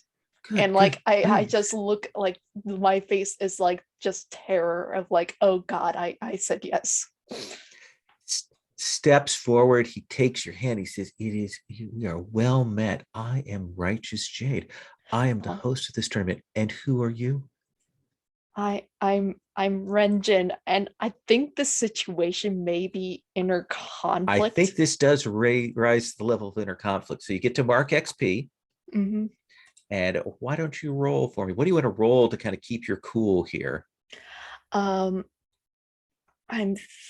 thinking probably metal because that's control.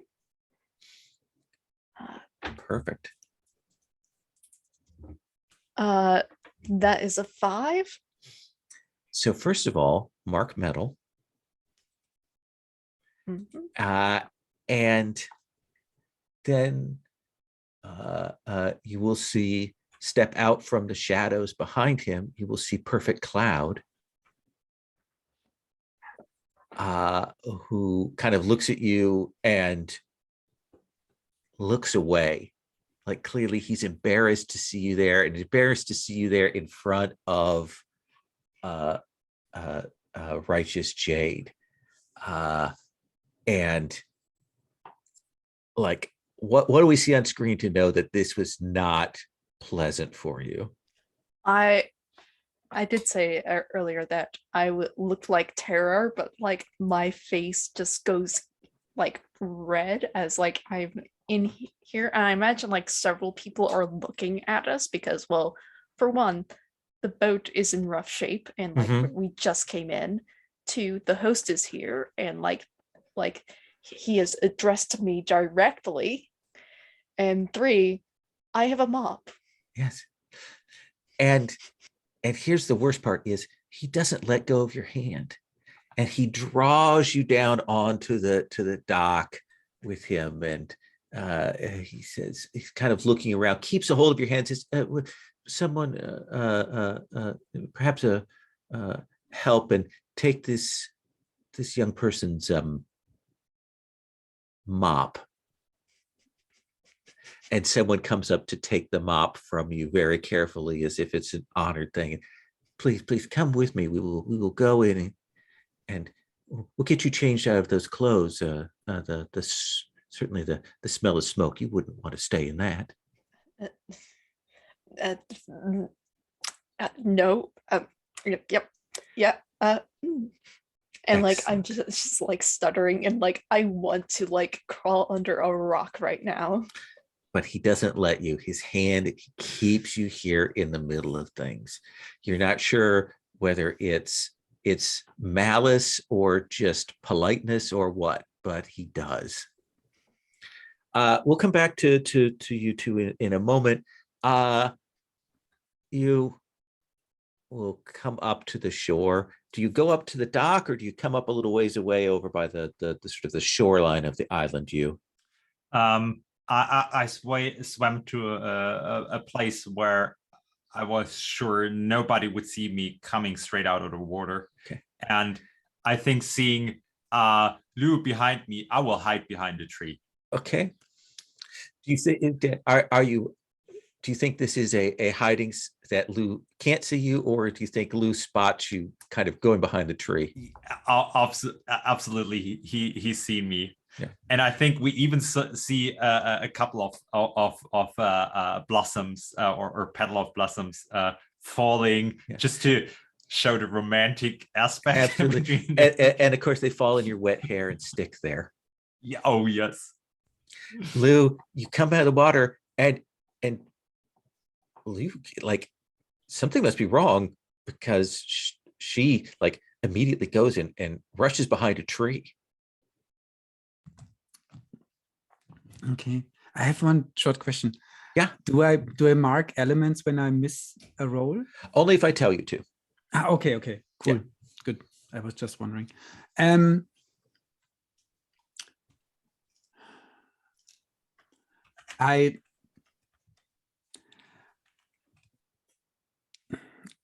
not sure if Lou really caught up on like Yumin's embarrassment.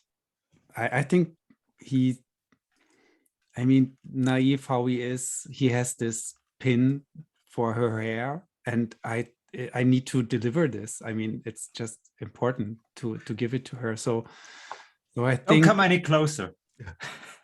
She kind of stomp up. You hear that? Yeah.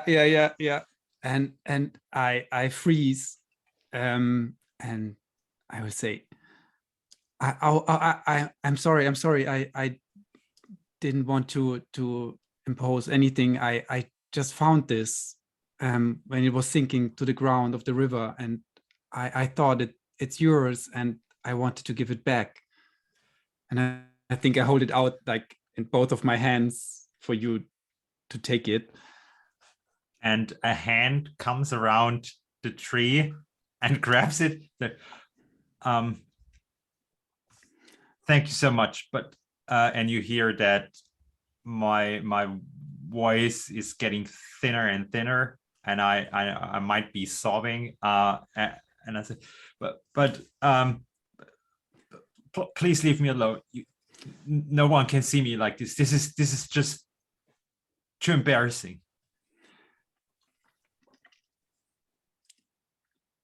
I think the welcome ceremonies just started. I think I need to be there. And I think I shuffle away. I think as you start to move away, kind of stepping off more towards where there's some other boats around that are kind of here, and you can see the dock in the distance where you see this group of people up there. But I think you hear this voice say, Lu Feiyang, brother, And I look around.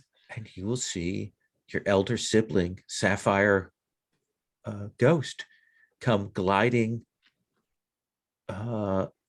over, and you are soaked to the bone.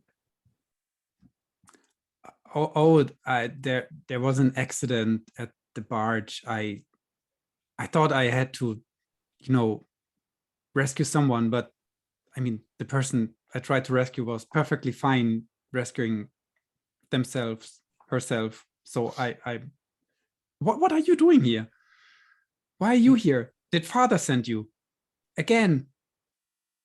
I am here for the tournament. Wait, and like her face kind of sets, and she says, "Where is your spear?" And I pull out half of the spear.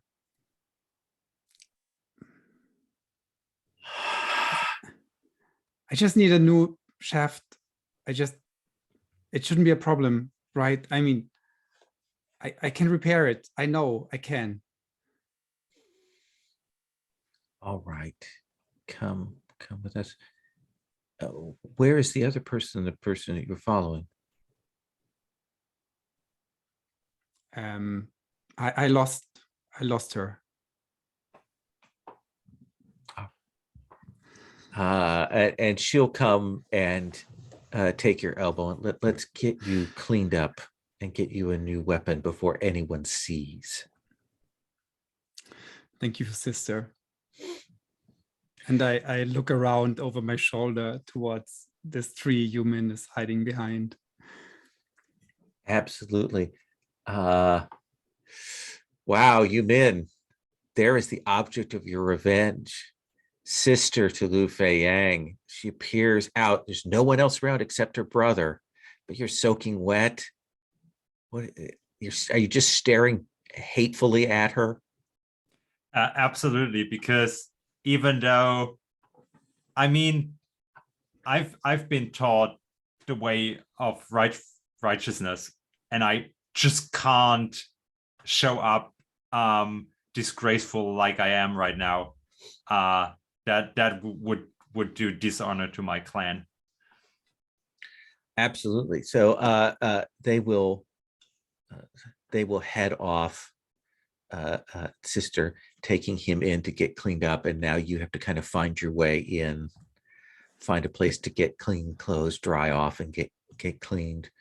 Can we say that I catch this look of Yumin, and you know, when I was looking back and I see you glaring hatefully, and I think it's towards me. Yeah, she just looks enraged with you. I think that will. I think that's inner conflict right there. She just looks so angry at you. What have you done? What have I done? I don't know. I just, good intentions. What do you want to roll inner conflict with?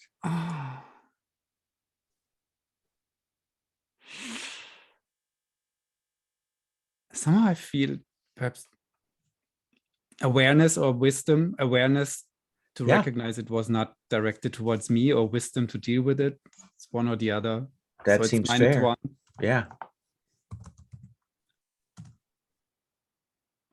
A 7. A 7. So you can flee the situation very visibly, or you can mark that element. I think I flee visibly. Okay. I'm totally disturbed. You kind of rush away, and Sapphire Ghost is like, "Oh, what?" It's forced to kind of chase you to chase you down. Mm-hmm. Yubo, you've presented yourself as just a passenger in some ways.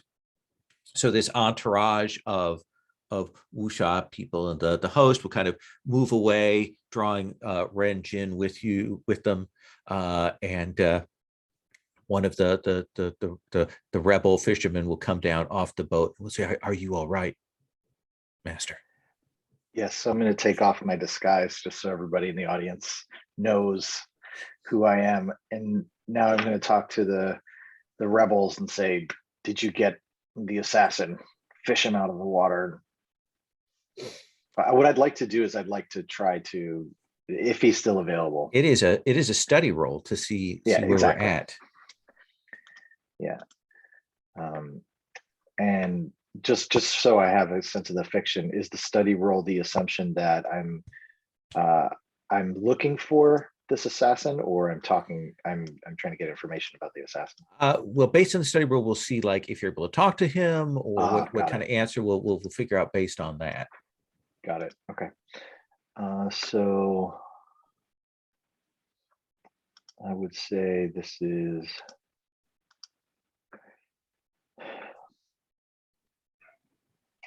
control. Mm-hmm. So I'm going to do +1 metal.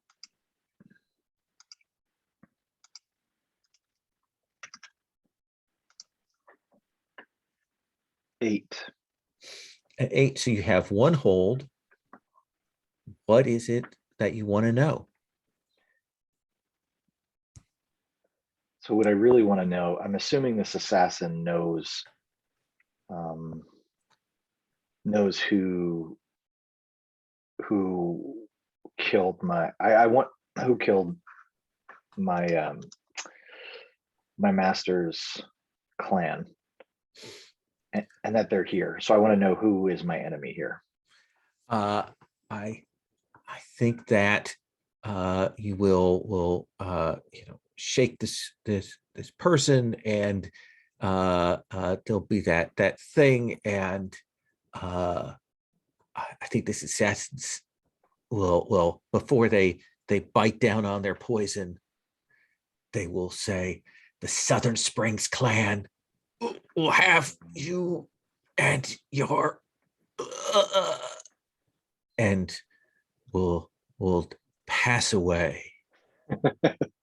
And of course, the Southern Springs clan is Yumin's clan.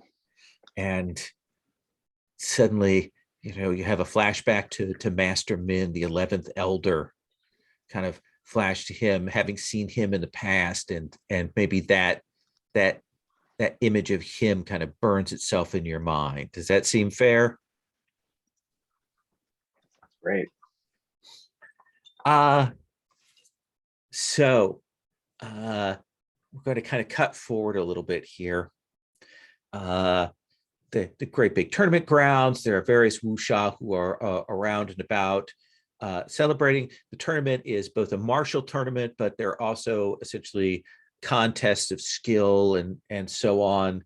And some of that has already started, poetry recitations, demonstrations of lightness ability on poles. That all of that is going on. And Renjin, you are given over to a couple of handmaids who will provide you with much more elegant clothing than you're used to wearing, and you're kind of forced into that. Let's, before we move on to this next day, let's take about our second break. Let's take 5, and then we will continue on. Does that sound okay? So we'll go to the hour here. So the next day is the first big day of the tournament. Various competitions and contests go on. Pageantry abounds.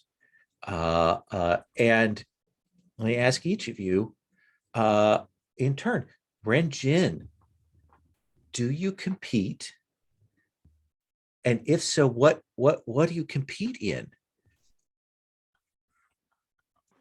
I think Renjin competes, but it's something that I think he didn't really specify what they were as signing up for, and they get sort of put in with this sort of contest of physical strength. Mm-hmm. And it's just he just pushing a very large like object and like seeing who could do it the fastest and what have you. And because like their element is earth, Mhm. I think like they're very good at this because they can plant their feet very firmly and just push it. And it's like they are surprised by their own strength.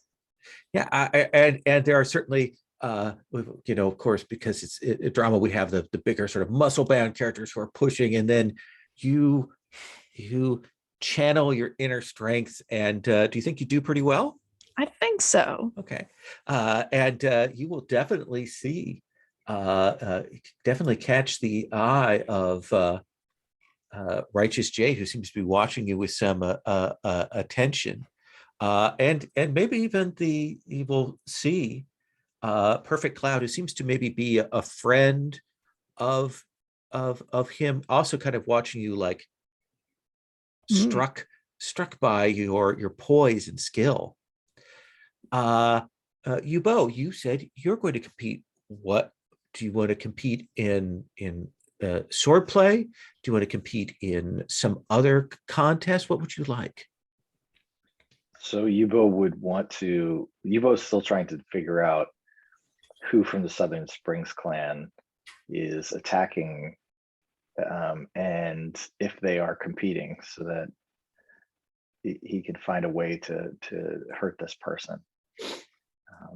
So is this an okay time to try to figure that out, or should we? Well, I think that there is that moment that you will see Master Min, you know, who you know is associated with you Min and with Renjin, but he sees you, and his eyes narrow, especially now that you've kind of come out of disguise, and you can see that he is entered into the swordplay competition.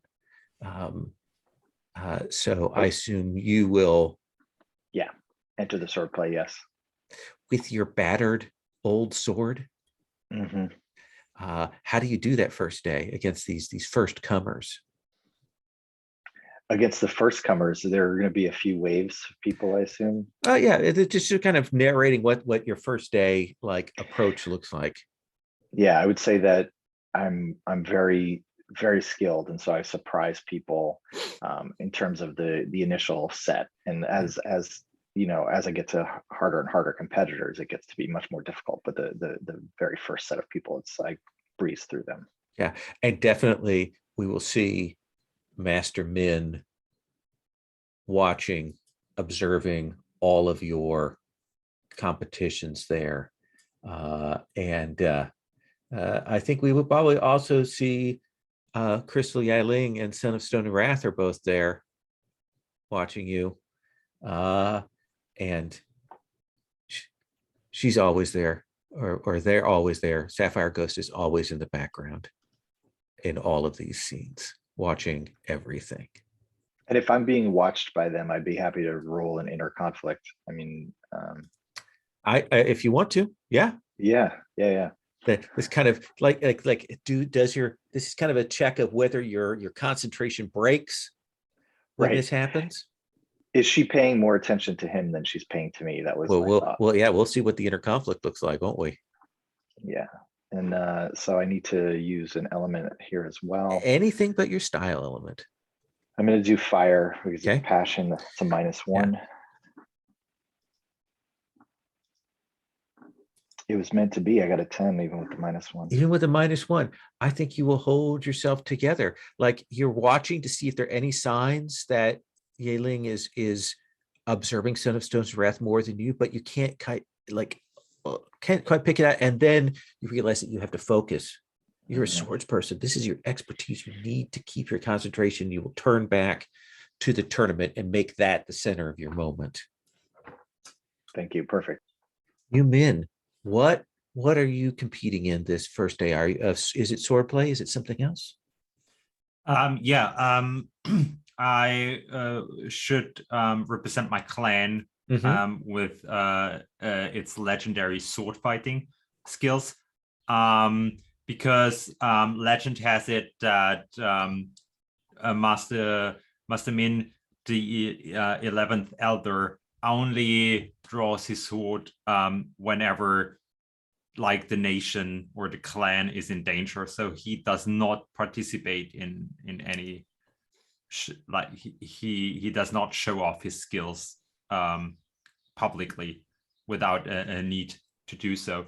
So I'm supposed to represent the clan, but I think I do okay, maybe not as good as expected. Yeah, Master Min looks a little disappointed. And outside of the tournament, I have to do a lot of apologizing, I assume, for the disaster earlier, and that I disappeared when people were in danger on the boat, on the burning boat.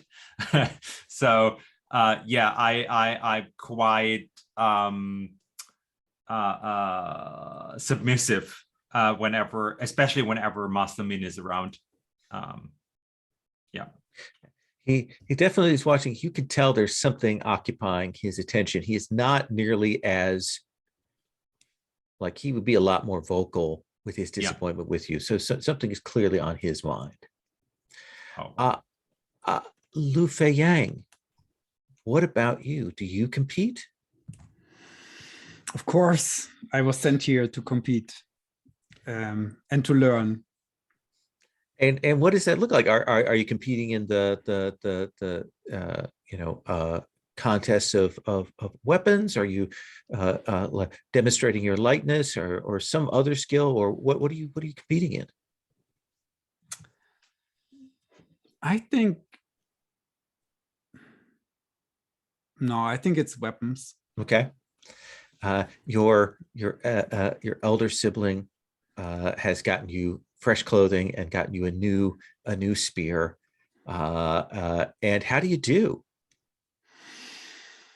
I think I'm holding it together. I think I try to make up for the disaster on the barge and look a bit more like I know what I'm doing and I actually trained, and perhaps there's like this short montage of me training the evening before the tournament, like frantically trying and go through what went wrong on the barge. And so I think it looks a lot better on the tournament. We see you doing the training montage, and we do some flashbacks to the boat, and we see like how different this is now that you're kind of like concentrating and focusing. You don't have Yu Min that you're trying to impress. It's got that. I think if there's any break, it's when we see a flash of Yu Min's face, and then you kind of but let's take up sort of like after that first day of there are various rooms and places and feasts and things that are going on, and various tournament competitors are taken to different rooms, and it just so happens that the four of you are brought into the same room to dine and share wine, and you're brought in by the servants, and it is literally just the four of you in here, and you're all sat down. Some of you probably quieter than others. Greetings. But Ren, you will notice that Yubo looks very different than he did on the boat.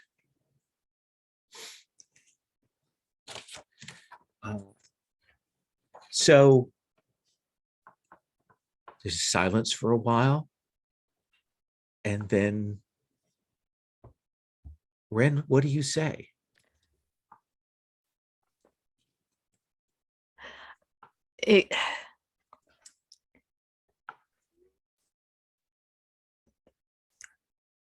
So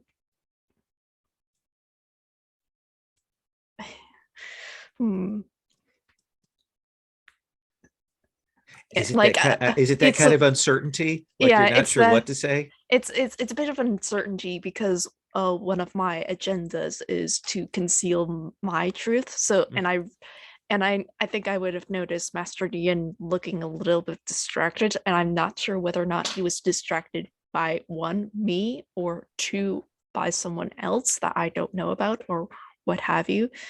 But I can't reveal like my status to you Min. And there's Lou, who I really have not had any interaction with, and like there's like the tension between the pair of them.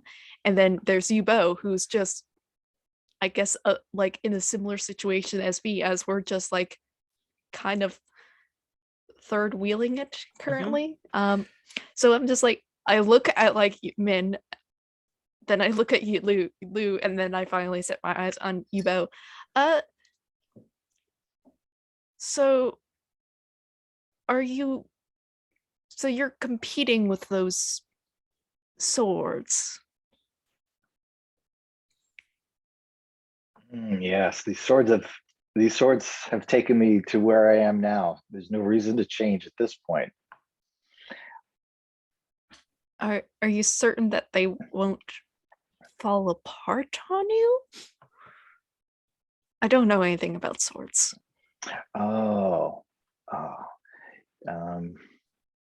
They have not fallen apart on me so far. And Yubo is, if I can throw something in here, just a little fiction detail. Sure. So I was picturing Yubo having revealed himself to Lu Feiyang earlier, given that they do know each other. He had to, and so if it's okay with you, Christopher, we're still sitting at the table, but Lu, perhaps in the montage when Lu was training, Yubo helped a little bit with the training. He feels he feels a little honor bound to continue to help this, what he sees as a child. And perhaps when they sat down to the table, as a nod to the, fruit that he gives him, he like gave him a piece of fruit from the buffet. So back to the interaction with Rin, I mean, at this point, Yubo is trying to understand what's happening, and he's suspicious of the Mins. Could he do a study to try to understand these folks? Absolutely. Based on how they look, even. Let's have you make a study roll, and then we'll kind of figure out what we can read from the fiction here, and then I'm going to come to you. All right. So it's going to be a study roll, and I'm going to use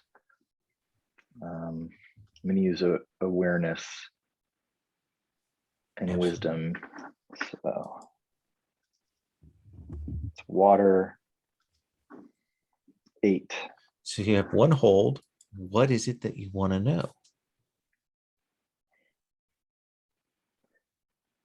I want to know what I'm looking for allies. Okay. So I want to know who here might ally with me, if that's a fair way to ask it. Who here considers themselves an ally of you right now, or perhaps? Yes. I think this is just to say from earlier, like when I look at Yumin, I like it's a sort of almost a protective glance towards Yumin, but however to Master Min, there's a bit of disgust and like frustration. So I think you could get run as an ally, but only against like the general clan of the Mins, not against you. Yeah. Feels fair that perhaps you see some of that tension there. And Lu Feiyang, how do you feel? Yeah, absolutely. I think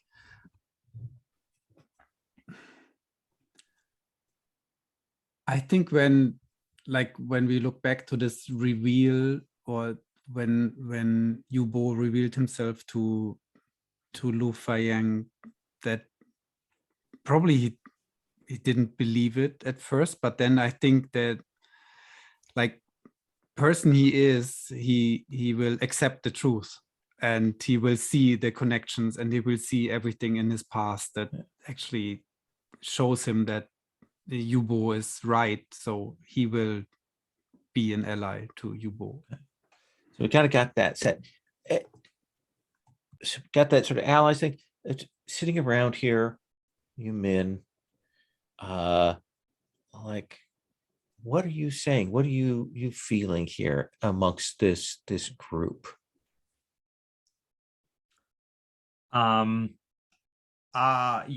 mean thinks that like, is Mastermin with us, right? Master Min is here. Yeah, I've seen okay. him at the tournament grounds. He hasn't like drawn blade, but you know he's here, and you know that he's upset. I think Mastermin set up that we four dine together. So I think I'm supposed to do something here that I did not pick up. But I think I tried to entertain the group after some awkward looks and silence. And I speak about the righteous commandments of the Southern Spring clan, which might upset Yubo. Yumin goes into sort of that formal speaking about the honor of her clan. Yubo, how do you react to that?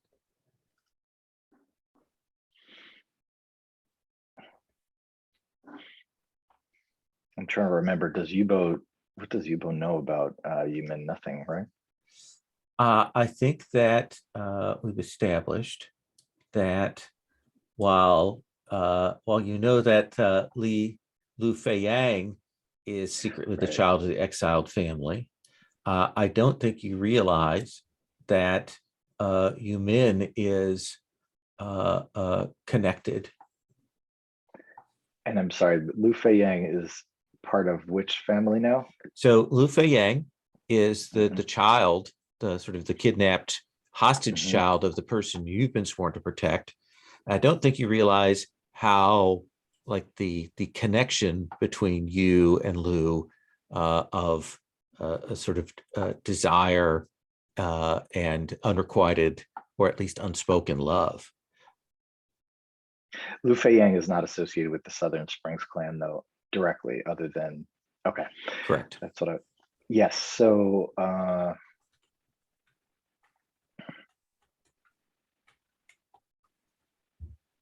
mean, you might see me glaring at Yumin while she speaks and when she's not looking at me. So you might take this in the wrong way. and I don't know why the Southern Springs clan has something against me, do I? I don't think I do. No. Oh, okay. And I'll point out that this is maybe the first time that you've had a chance to sit in the presence of both Yumin and Ren Jin and maybe see some of the resemblance. That's what I was fishing for with the study roll. Yeah. Yeah. Like as like Yumin is going on about this, like I look kind of like I'm just slouching downwards, and I'm just like, I'm not saying anything, but like I don't want to be here right now, like with all this Min talk, all this Southern Springs clan talk. Just like I have something against the Southern Springs. Yeah. And to make it worse, may I add a detail? Sure. Oh yeah. I'm just starting to tell the Southern Springs clan's story of the latest war in which several clans got destroyed, and then I bring in that at some point I have to avenge my family, which got destroyed by what was it? Sapphire Ghost and acquaintances. So you drop that on the table. You name Lu Feiyang's sibling out here in the open. Is that accidental or directed? I mean, is Sapphire Ghost the identity they use while being associated with Lu Feiyang and their family, or because they got multiple identities, and maybe not all of us know of all the identities, right? So I could name one that is not an insult to Lu Feiyang. Okay. But I think you make it more complicated. I think you don't say Sapphire Ghost.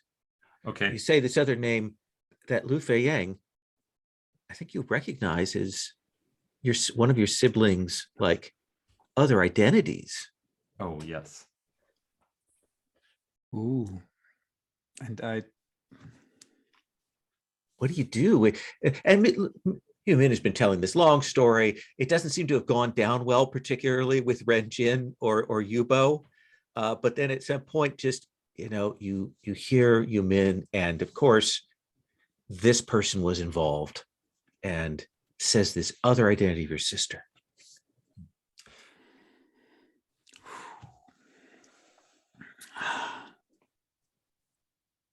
I think we sit down over dinner, right? Mm-hmm. So I think perhaps I was just reaching for something to grab for my plate, and I stop, like with my arm stretched out towards this plate, and I just stop and I don't take whatever I wanted to grab, and I look at Yumin in shock, like in total shock.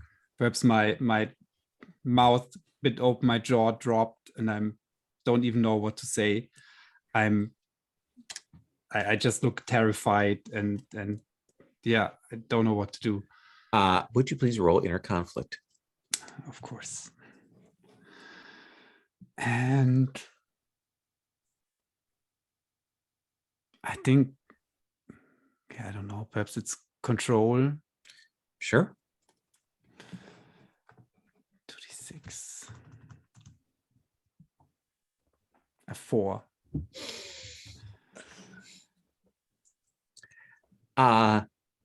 So how do you reveal that you know that person? Like what is it you say that tells you, Min, that you know who that is? I think I say it straight out. I think I say Sapphire Ghosts can't be involved in this. I just know she's involved in a lot of things, but not in this. And then I realized that I said the real name and not the name that Yumin was using. Yumin, how do you react when that isn't in a conflict, because now I have clear like I have a real issue between love and revenge, right? Then let's have you roll inner conflict. Okay, so I'll do that with I need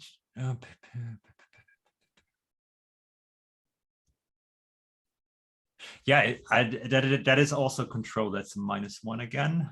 Okay.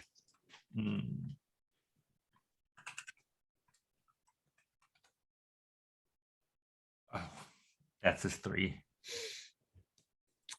So go ahead and mark that element. And I think as you're kind of choking back, that the door will slide open and you will see Master Min there. And he goes, Yue, come with me. And gestures for you to rise and come with him. I just glare at Lu Feiyang, and will not stop doing so until I've left the room and shut the sliding door behind me. And you will see that there are, you realize you're kind of like, Master Min set up where people were, and you're kind of in a isolated part of the estate, and you will see there are like a number of people around here who are standing by, and I think that you will realize that Master Min has summoned a number of people here. You'll see Scholar of Hawks there. You'll see Son of Stone and Wrath. You will see some other people who are clearly disguised. And it looks like Master Min is taking you away so that this group of people is clearly here to kill those three in the dining room. I'll suppose to walk with Master Min, but I hold back, and it is clear that I'm struggling, but I won't hold back, and I'll ask. Why are you delaying? Why are you tearing? We need to be away from here. Master, why did you summon? Why did you summon the sect? This is supposed to be a tournament. We're not preparing for war, are we? We are finishing old conflicts today. Come away. You need not sully your blade with what is going to happen here. I cannot stand by while you avenge my family. I have to do that myself. Just tell me who it really was.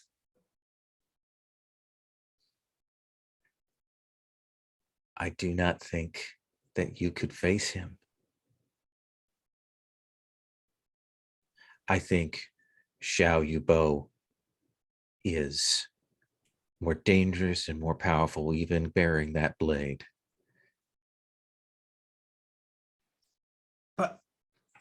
But, and he stops. He stops. Yeah.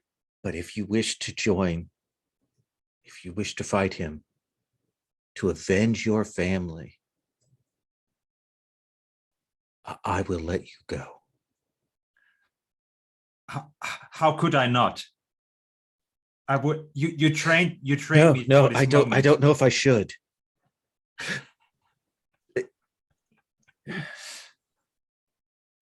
I have to for my ancestors, to restore my family's honor. Absolutely. Go and join, and we will avenge your family with the blood of those three. And I have my training or my ceremony sword, and now I'll put that away, and I'll take out the White Snake Guardian blade and wrap it and hold my the legendary sword in my hands. We cut back to the dining area after Min has left, and I think that the three of you are skilled enough wuxia that you'll sense that feeling of hostility. Maybe we see the candles kind of flicker in the room, and I think that maybe we can hear the little bit of motion, and I think all three of you will realize that forces have surrounded the room that you're in, and it's just the three of you. What do you do, Ranjin? Well,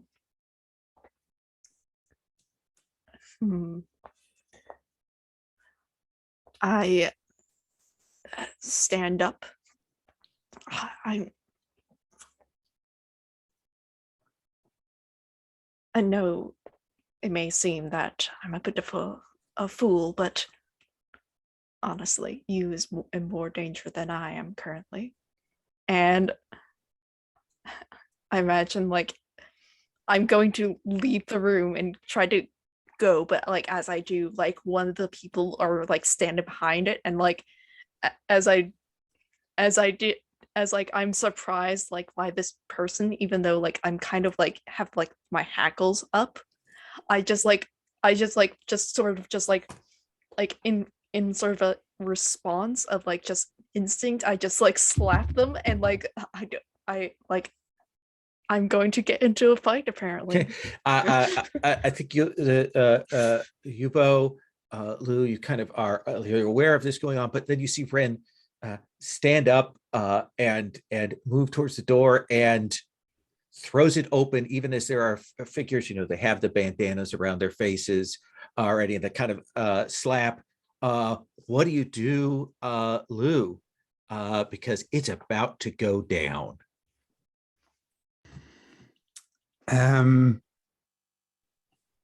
So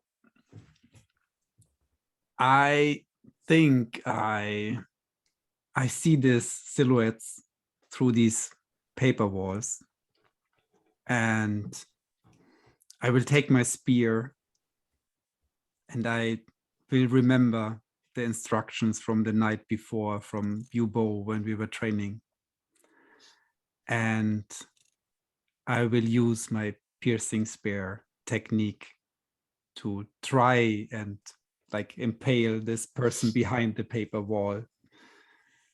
And so you are also like going to, like, as Ren is going for the door, you turn and will smash through. I mean, it's probably a light wooden wall, or there's a window, the paper windows there, and we'll strike through that. Yubo, as this kicks off, what are you doing?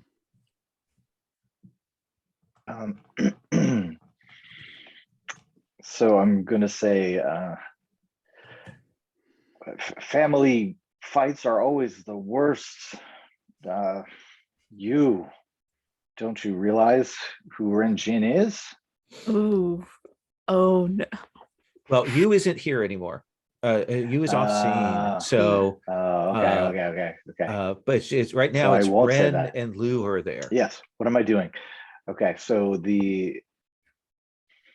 I'm going to prepare. I think I want to prepare myself by looking at who I can see through the doors. Sure. I'll let you make a study move. Okay. So let's see.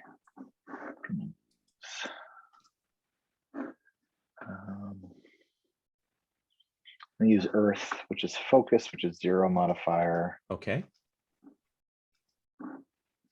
6. So I think as you stand up, you are perhaps a little slow in standing, and you will feel the dart come through the paper window and hit you in your shoulder. Go ahead and mark an element there, and kind of and it's your sword arm, and you'll feel a little bit of that numbness start if someone has clearly hit you with a poison dart. Clearly an attempt to weaken you. And it's going to kick off. Walls get knocked over, lanterns go flying. I think we'll see it kind of spills out, Cook in the Courtyard, Ren Jin. You kind of knock through these first a few people as you go out into the hall. I'm going to kind of set the stage, and then I'm going to bring you in, is how I'm going to do this, by the way, just to kind of narrate how I'm doing this. And you will see this woman in black with a blade, and she goes, "You cursed hell ghost. My village has suffered enough, and you die this night." And Scholar of Hawks comes rushing at you. Do you know who Scholar of Hawks is? I think so. I think we've met briefly, but post like me accidentally cursing a village, no. Yeah. So I think you're probably shocked by that as that occurs. And I think that we will see as you stab out with the spear there, Lou, I think that you will see this figure of Razor Eye's eye, your senior there. I mean, she has a mask on, but you've been around her enough, and you saw her here at the tournament, and she is clearly there. And at first you're like, what's going on? But then when she steps up with her blade, clearly intent on striking you down, and Yubo, the wall comes shattered open after that dart, and you will see Son of Stone and Wrath, that black stone mask on them, as they move in with their double swords to strike at you. So that's sort of our pairings as you go. You are, Master Min is behind you as you kind of rush back, and you will see these three people who, some of them your friends, and then of course Yubo, who you need to kill, who are engaged in this ambush that is happening. So what do you want to do? Duty first.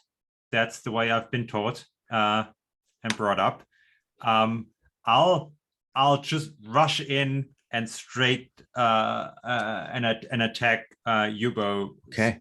Straight, and after the first blade crossing, I will come clean and say, yeah, I'm going to put a pin in that. Yeah, I'm going to resolve their duel each, and then we'll bring you in, and we'll see how this goes. So Renjin, like, what does it look like when suddenly you're kind of out in this courtyard? There's some troops that have fallen back, and this warrior woman with blood in her eyes is coming at you. What do we see you do?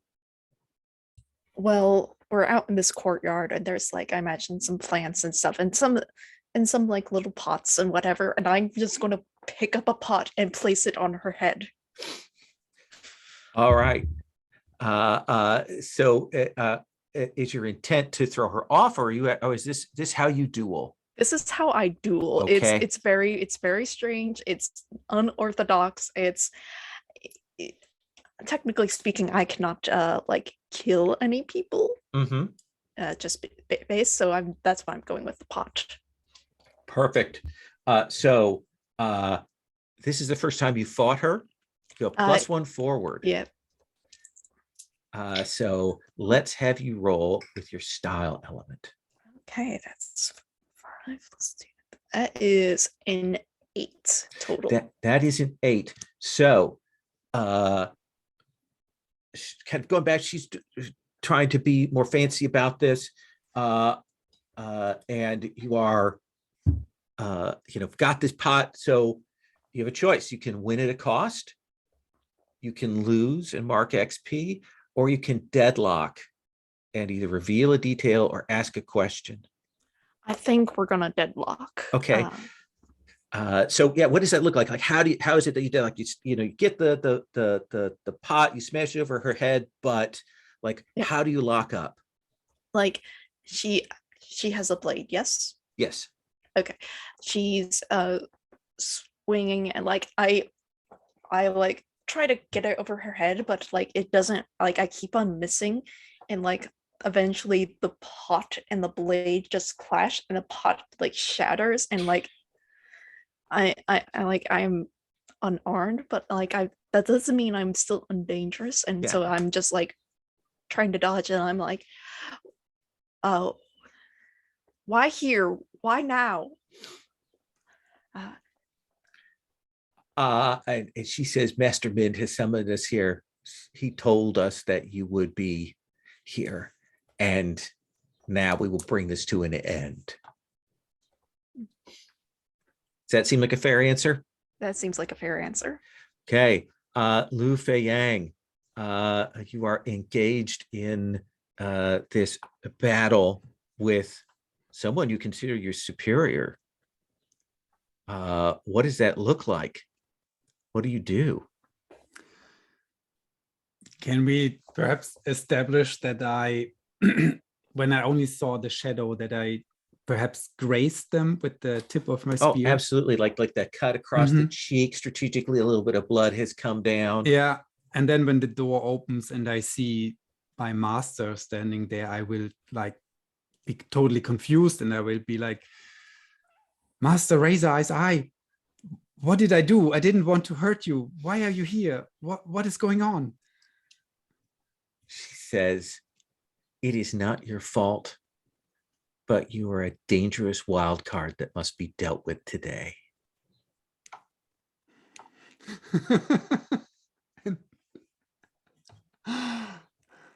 And me? And Why she's me? on you. You raise your spear Okay. up, and she's got to block the blade as she's coming in and pushing you back.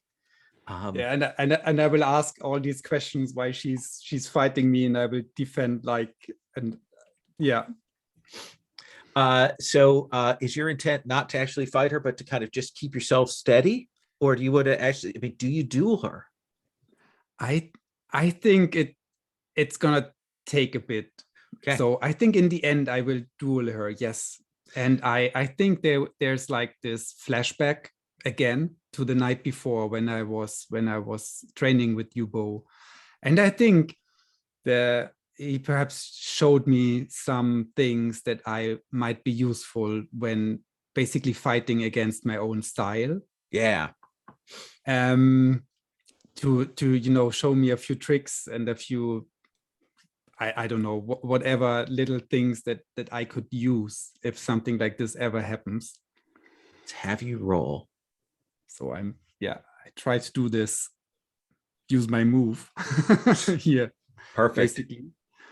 So I do this, the proud use. Do I also pick an element here, or do I just straight you up always roll? pick an Okay. element when you.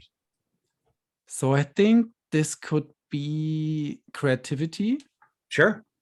Fire.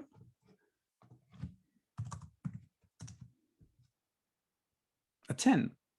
A 10. So I think you have a +1 ongoing on this. I think that's the advice that what Yubo taught you last night is in your head, and we kind of echo back to that. So we'll give you a +1 on your duel here.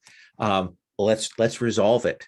Let's have you roll. As she's coming in, she's fast. She's that kind of straight line sword fighter with a lot of thrusts and then it kind of swift turns, but you've got your spear up. Right. So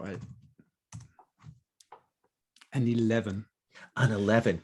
Tell me how what Yubo taught you allows you to defeat her. I think he taught me to use my spear in like ways that are unpredictable and to use my surroundings, and especially now that we are in this pavilion and we have these doors and walls and use the spear to my advantage. So I will hide behind those paper walls and then strike out of nowhere, and we have like this short fight scene where you have spears coming through the walls and then the sword striking it open, and then I hide behind a pillar and the sword strikes against the pillar, and I thrust my spear at her from a low angle, and so we have this whole utilizing the whole room and all props to my advantage. Absolutely. And then there's that, when you catch her, she kind of falls back, grips her side as she staggers back. We don't know whether you've killed her or not. We'll figure that out in a moment. But even as that is happening, these two other fights, Yubo, Son of Stone and Wrath, is on you with these paired swords smashing down at you. What do you do? So I've been here before where I've had to lose based on the command of a woman. And so Crystal Yeling, as much as it hurts me, likes the Son of Stone and Wrath. I think that I should probably have inner conflict. I don't have to do that though, but now let's move to duel. I think if you're fighting, I think that's probably totally topmost in your mind. Of course. So I'm going to, I don't want to kill him. because of her. So I wanted to. So does it have to be a duel? Can I do a duel without killing him? Or Absolutely, yeah. You Okay. you have the choice. to do that? Unless you miss. Yeah. So basically, he's come at me with the 2 swords. The way that I wanted to do this, actually, if it's okay, I was thinking to use the House of Traps as surprise. Specifically, is that appropriate, or do I need to duel him because he's on me? I think we're at the stage where the duel is probably right. That's great. Right uppermost. So the method that I'm using is going to be at this point to try to pull the rug out from under him. Okay. So I'm going to. I got an 11. That is an 11. So how is it that you take him down? He comes at me with the 2 swords, and I step towards him to surprise him so that I'm a little closer and he's not ready, the way he's got his swords held back. And then I swoop down low, and as he steps onto the rug, I pull up the corner and he falls flat on his back. Oof. And I think he falls, the swords go flying, and he goes, "You bastard, once I kill you, she will be mine. She'll stop talking about you." And he will roll to try and get away. But you can tell that he's like, when he's fallen, he's cracked his ribs and he is out of the combat. But then there's a blur, and Yumin is up by you, blade out. And a blade you haven't seen in years, a brilliant blade there. Yumin, what do we see you do? What happens there? I mean, the first thing is, like, I come out and I just swing for you. You manage to dodge that first swing, but then we're like up close, like almost nose to nose, blades crossed, and I say, "You'll pay for what you did to my family. And once I spill your blood, peace will return to these lands." Yubo, what do you say? Just meta for a second. I know what I've done to the family, I assume. You didn't do. No, he's been You've lied been framed. to. Min has told him that you are the villain, but Master Min yeah. is standing back, sent him out, knowing that you will not kill him. Yeah. Okay. So I'm gonna rewind, and assuming that we've established that he did a little bit of study, I'm gonna say, are you sure you want to do this in front of your sister? Or sorry, the pronouns in front of your sibling. Are you sure you want to do this in front of your sibling? And then I gesture over to Renjin. I won't fall for your tricks, you demon. I can't even do hearts and minds on this. I think you can. This is exactly where Hearts and Minds is to try and kind of convince through. What do you want to roll that with? Control. Okay. +1.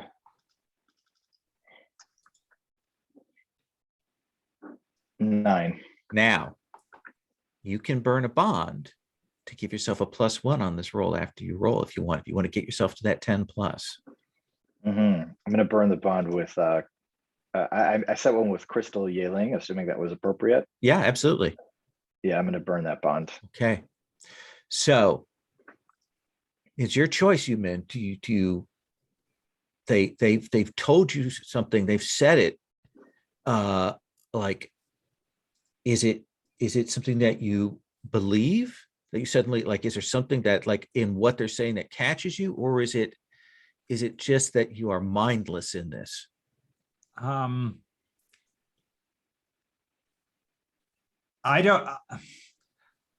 just don't know. It's not enough proof. Just Okay. him saying that. I can't believe it. If it helps matters, as like Yubo is saying this, like Ren is like slack-jawed at like, how did Yubo figure this out? Like, obviously you didn't figure this out, and like I have not worn a disguise or anything of that nature, so like the fact that Yubo figured this out at all is like surprising to me. Do you say something to that effect? Like, how did you know, or what do you Yeah. say? I think I'm just like, Yubo, how, and like I'm still in a fight currently, so like I can't, I'm trying, like I'm like, You're still locked up, yeah. yeah, I'm still like getting like sword slash, and like before, in between sword slashes, like I'm like, how did you know? Who told you? You man. Just look at each other. Look at your faces, young ones. You man. Do you not listen to these lies? I'll be confused because I do trust Renjin. So I will be off guard for a moment, and Yubo, you're certain that until a second ago I would have stabbed you if I had the chance. So do you take advantage of my hesitation? Yes, is Master Min to be seen anywhere, or did he flee? Oh yeah, he is back with another disguised figure waiting in the wings. Yeah,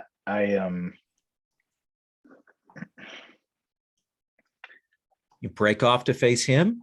Is that what I'm hearing? I wanted to break off. I wanted to turn my back on you to face Master Min, and I am hoping that at some point I'll be able to call my rebels again. I don't know if I'm able to do that or not. Well, we'll come back, but let's that's our fictional position with you facing Exactly. your back. Yep. Let's figure out Ren and Lou's positioning in all of this. Ren, what are you doing as suddenly your brother is out there? Yubo is facing Master Min. What do you do?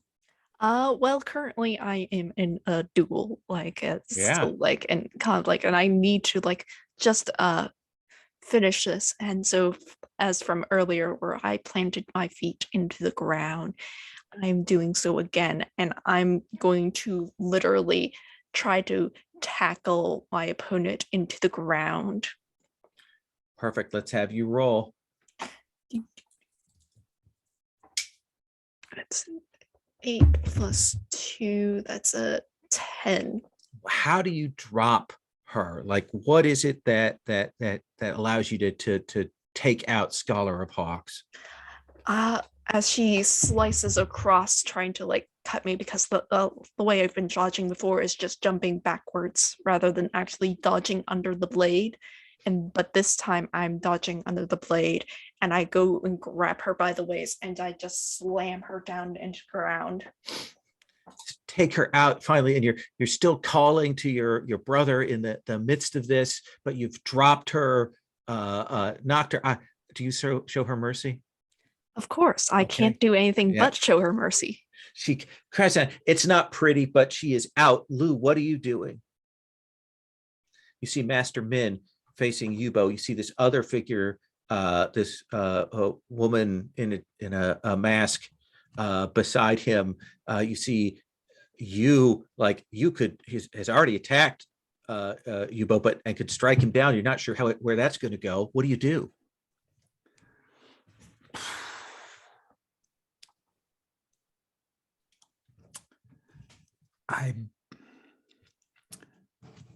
Your sister shouts out, "Strike her down, Lou." That's the voice of the woman standing next to Master Min. And with her, she means you Min.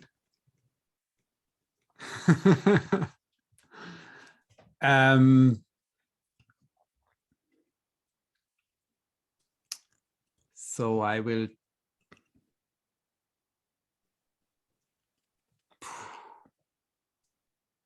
think I will take my spear and I'll just run forward with my spear, like, you know, like holding it like a ram, basically.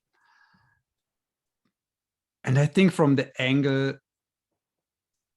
of them, it looks like I will attack Yumin, but then I'll actually run past her. And I think I'll angrily engage my sister. Let's have you roll duel.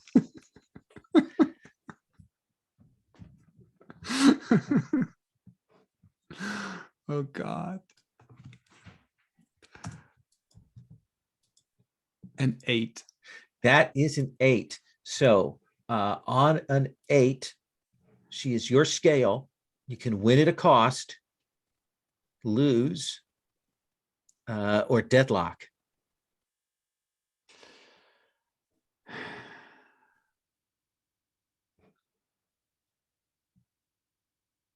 I think I will. I think I'll win at a cost. There's that last moment where she doesn't think it's kind of, and then suddenly you're there, and she does get her blade up enough to run you through, mark an element, and you're tangled up.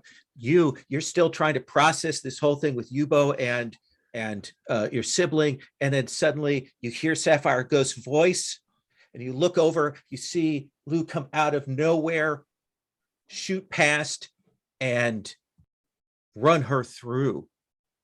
But while all of this is happening, I also did hear my master's voice. And I'm conditioned, right? He trained me all his life. And without thinking, with like a disturbed face, like I'm processing stuff, but I'm a warrior after all, and I'll backstab Yubo, if that's okay. All right, so that's what I'm trained to do. Yubo, are you okay with you? I mean, this is now we get to kind of a PvP thing here. We can either resolve it sort of dramatically or do you essentially you would like to wound Yubo, I assume, or are you trying to kill Yubo? I think if I'm going to stab somebody, it's always a death blow, right? So what are you offering Yubo to let you do this? What is the offer you're putting on the table? I mean, from my perspective, I would offer you that just your surprised look lets me realize that you actually spoke the truth, right? I have a question. Yeah, absolutely. The just given how much you hinged it, you said you heard his voice.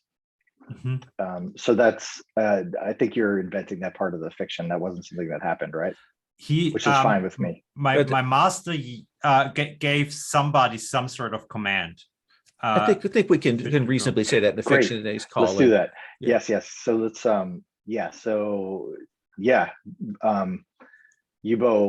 Yubo will just stand there and take it. I mean, dramatically, that would work great. He just gets stabbed in the back and falls to his knees.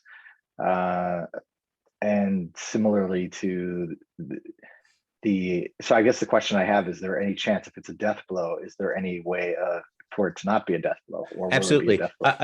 We'll resolve that sort of in the epilogue of the fiction here as you run through what is it you say, or what is the look on your face that tells you, Min, that she was wrong?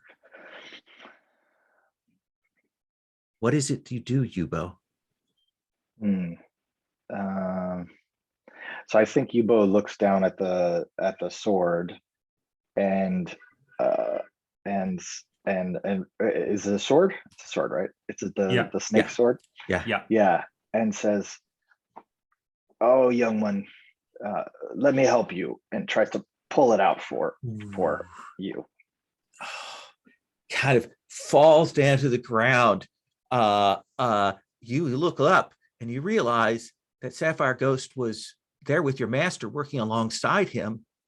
You see Lu Feiyang wounded. Ren Jim rises up, and I think that it all comes crashing down. You realize you have been tricked and fooled and lied to. Oh, may I? Maybe you say you see the sword and say that was so-and-so sword, and that's the name of my mother, and nobody's supposed to know the name of my mother. And then that's when it absolutely clicks, right? Lots of Oh, wow. flashbacks that come across there. So I think that there's that moment when the three of you have to stand up against Min. So this is one of those situations where kind of hard frame here. Ren, Lou, what do you do to lower Master Min's scale to get him in a position that you can deal with it? Ren. I imagine that I see Yubo fall to slow motion. Yeah, and I'm shouting and screaming at the top of my lungs. I'm not actually going to do that for the recording. Fair enough. And like I go to Yubo's body, and I think like as Yubo is like passing out at the very least, like he hands me something, and I really like this idea in chat of more fireworks because it just fits Ren's style ?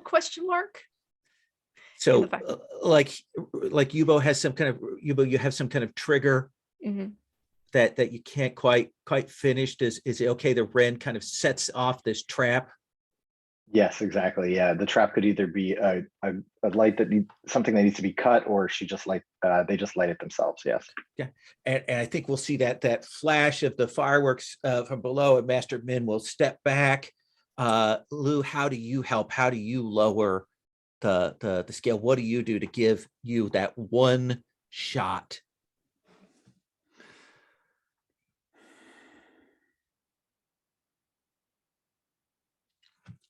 I don't know how was so Sapphire Ghost was working with Master Min, right? Yeah.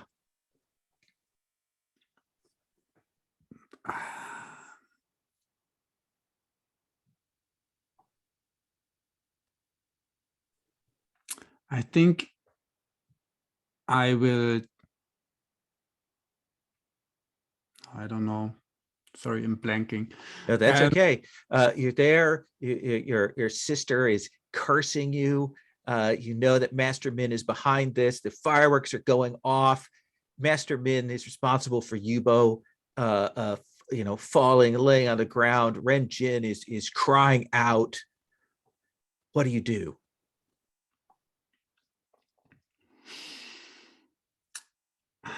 How do you help the woman that you love?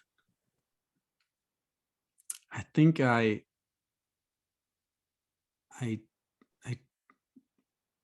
think there's perhaps this short moment when I lock eyes with my sister, and there's this whole realization in Lu Feiyang what is actually going on, and that his own like sibling is betraying him, and I think he's taking something of his sister that is like a trademark. Perhaps she has like the disguises she wears, and perhaps tearing off like something of her clothes and says, under all of your disguises, you're just naked as we all are. And he tears off these fabrics of her, and I think he is throwing them at Master Min. Is it the veils that she has that she has used to disguise? I think that we see that you leap up and you will throw them. They're weighted. Yeah. She uses them as weapons, and suddenly they're in the air. They're catching fire from the fireworks, and Master Min draws back. You have one shot before he regains his footing, and he will be, stronger than you. Let's have you roll duel. That was directed to me? Absolutely you. Okay, yes. Okay. Duel, that is +1.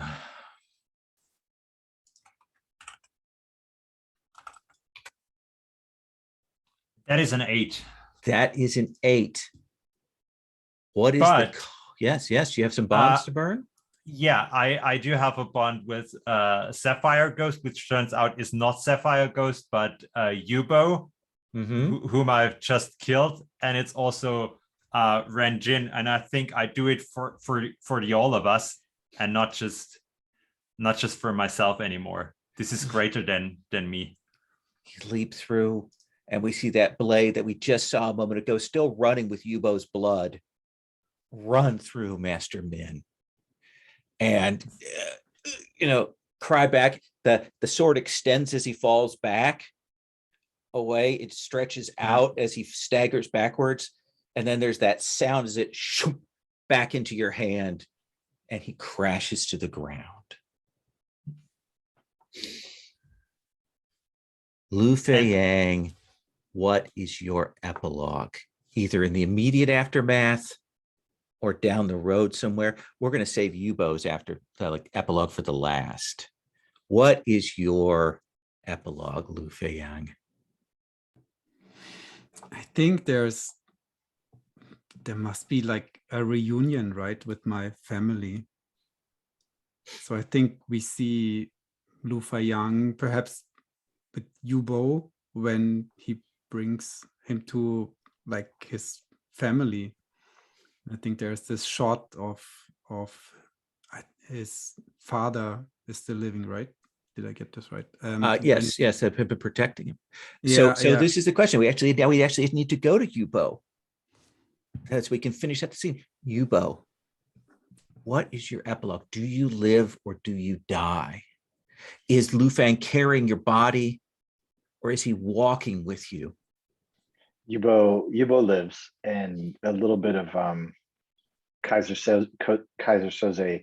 Yubo has a cane but doesn't really need it. Yubo survived much better than was thought, and Yubo tells Lu Feiyang, sits Lu Feiyang down, at some point under like a flowering tree and next to a well, and reveals that wasn't actually his sister, that he should feel that was actually, he was being held hostage by that family, and he finally resolved it. And in addition, not related to Lu, but he's going to move Wanderer Bo and his family into the, assuming it's okay, into the now empty Min clan house.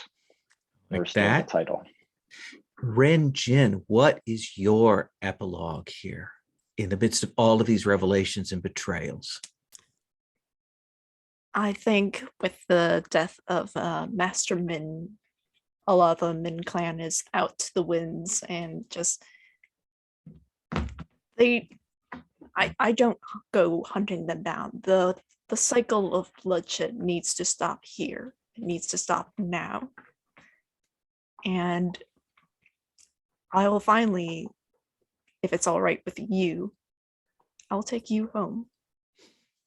It's a bit in rough shape, but it's still a building. It's still where we were born, and it's still our home. Lovely. And you, what is your epilogue? You sort of seem to retire and lead a quiet farmer's life, including some books, but we can see that at night, like shadows are sneaking away from the hut, right? And one night we can see you break into the Ming mansion, enter the forbidden part of the library, flipping through a very specific book, taking that book with her and burning the rest. And then slowly in a time lapse, we see you gather a few individuals and sort of building a counter sect to the sect that Master Min secretly had working behind the curtains. Very nice. Very nice. And that's our movie. That's our wrap up. Thank you all so much. I went a little over. I'm usually pretty good about that, but I think it kind of needed to. We didn't go too much over. Thank you all for playing.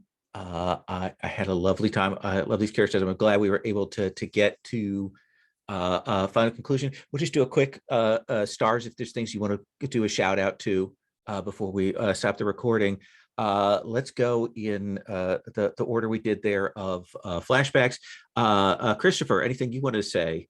Stars you want to throw out to your players or things you particularly dug?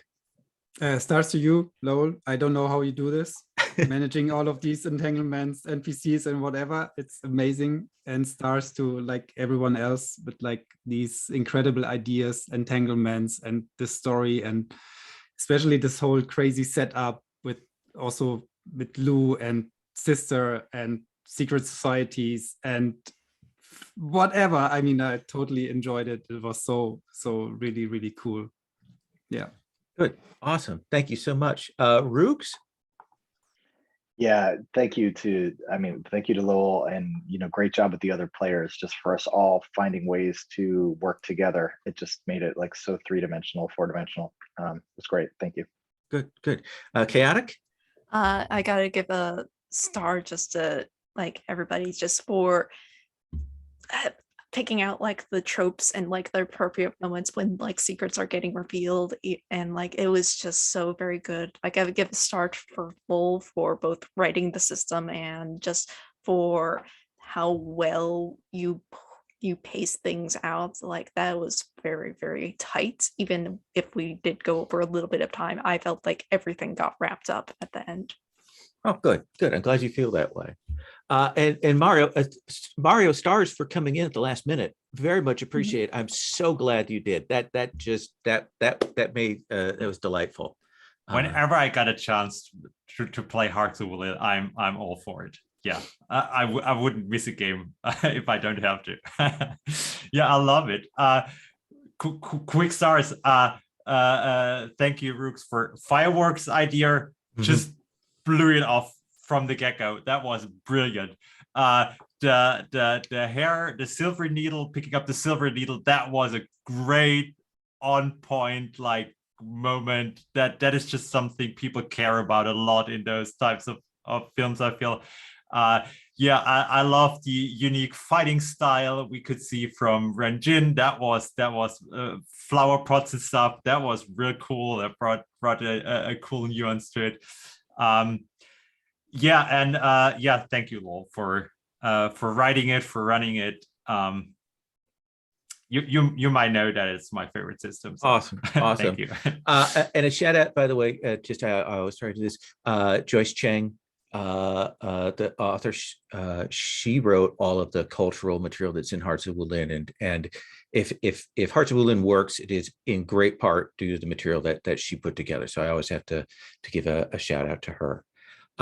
Thank you all. I'm going to stop the recording, and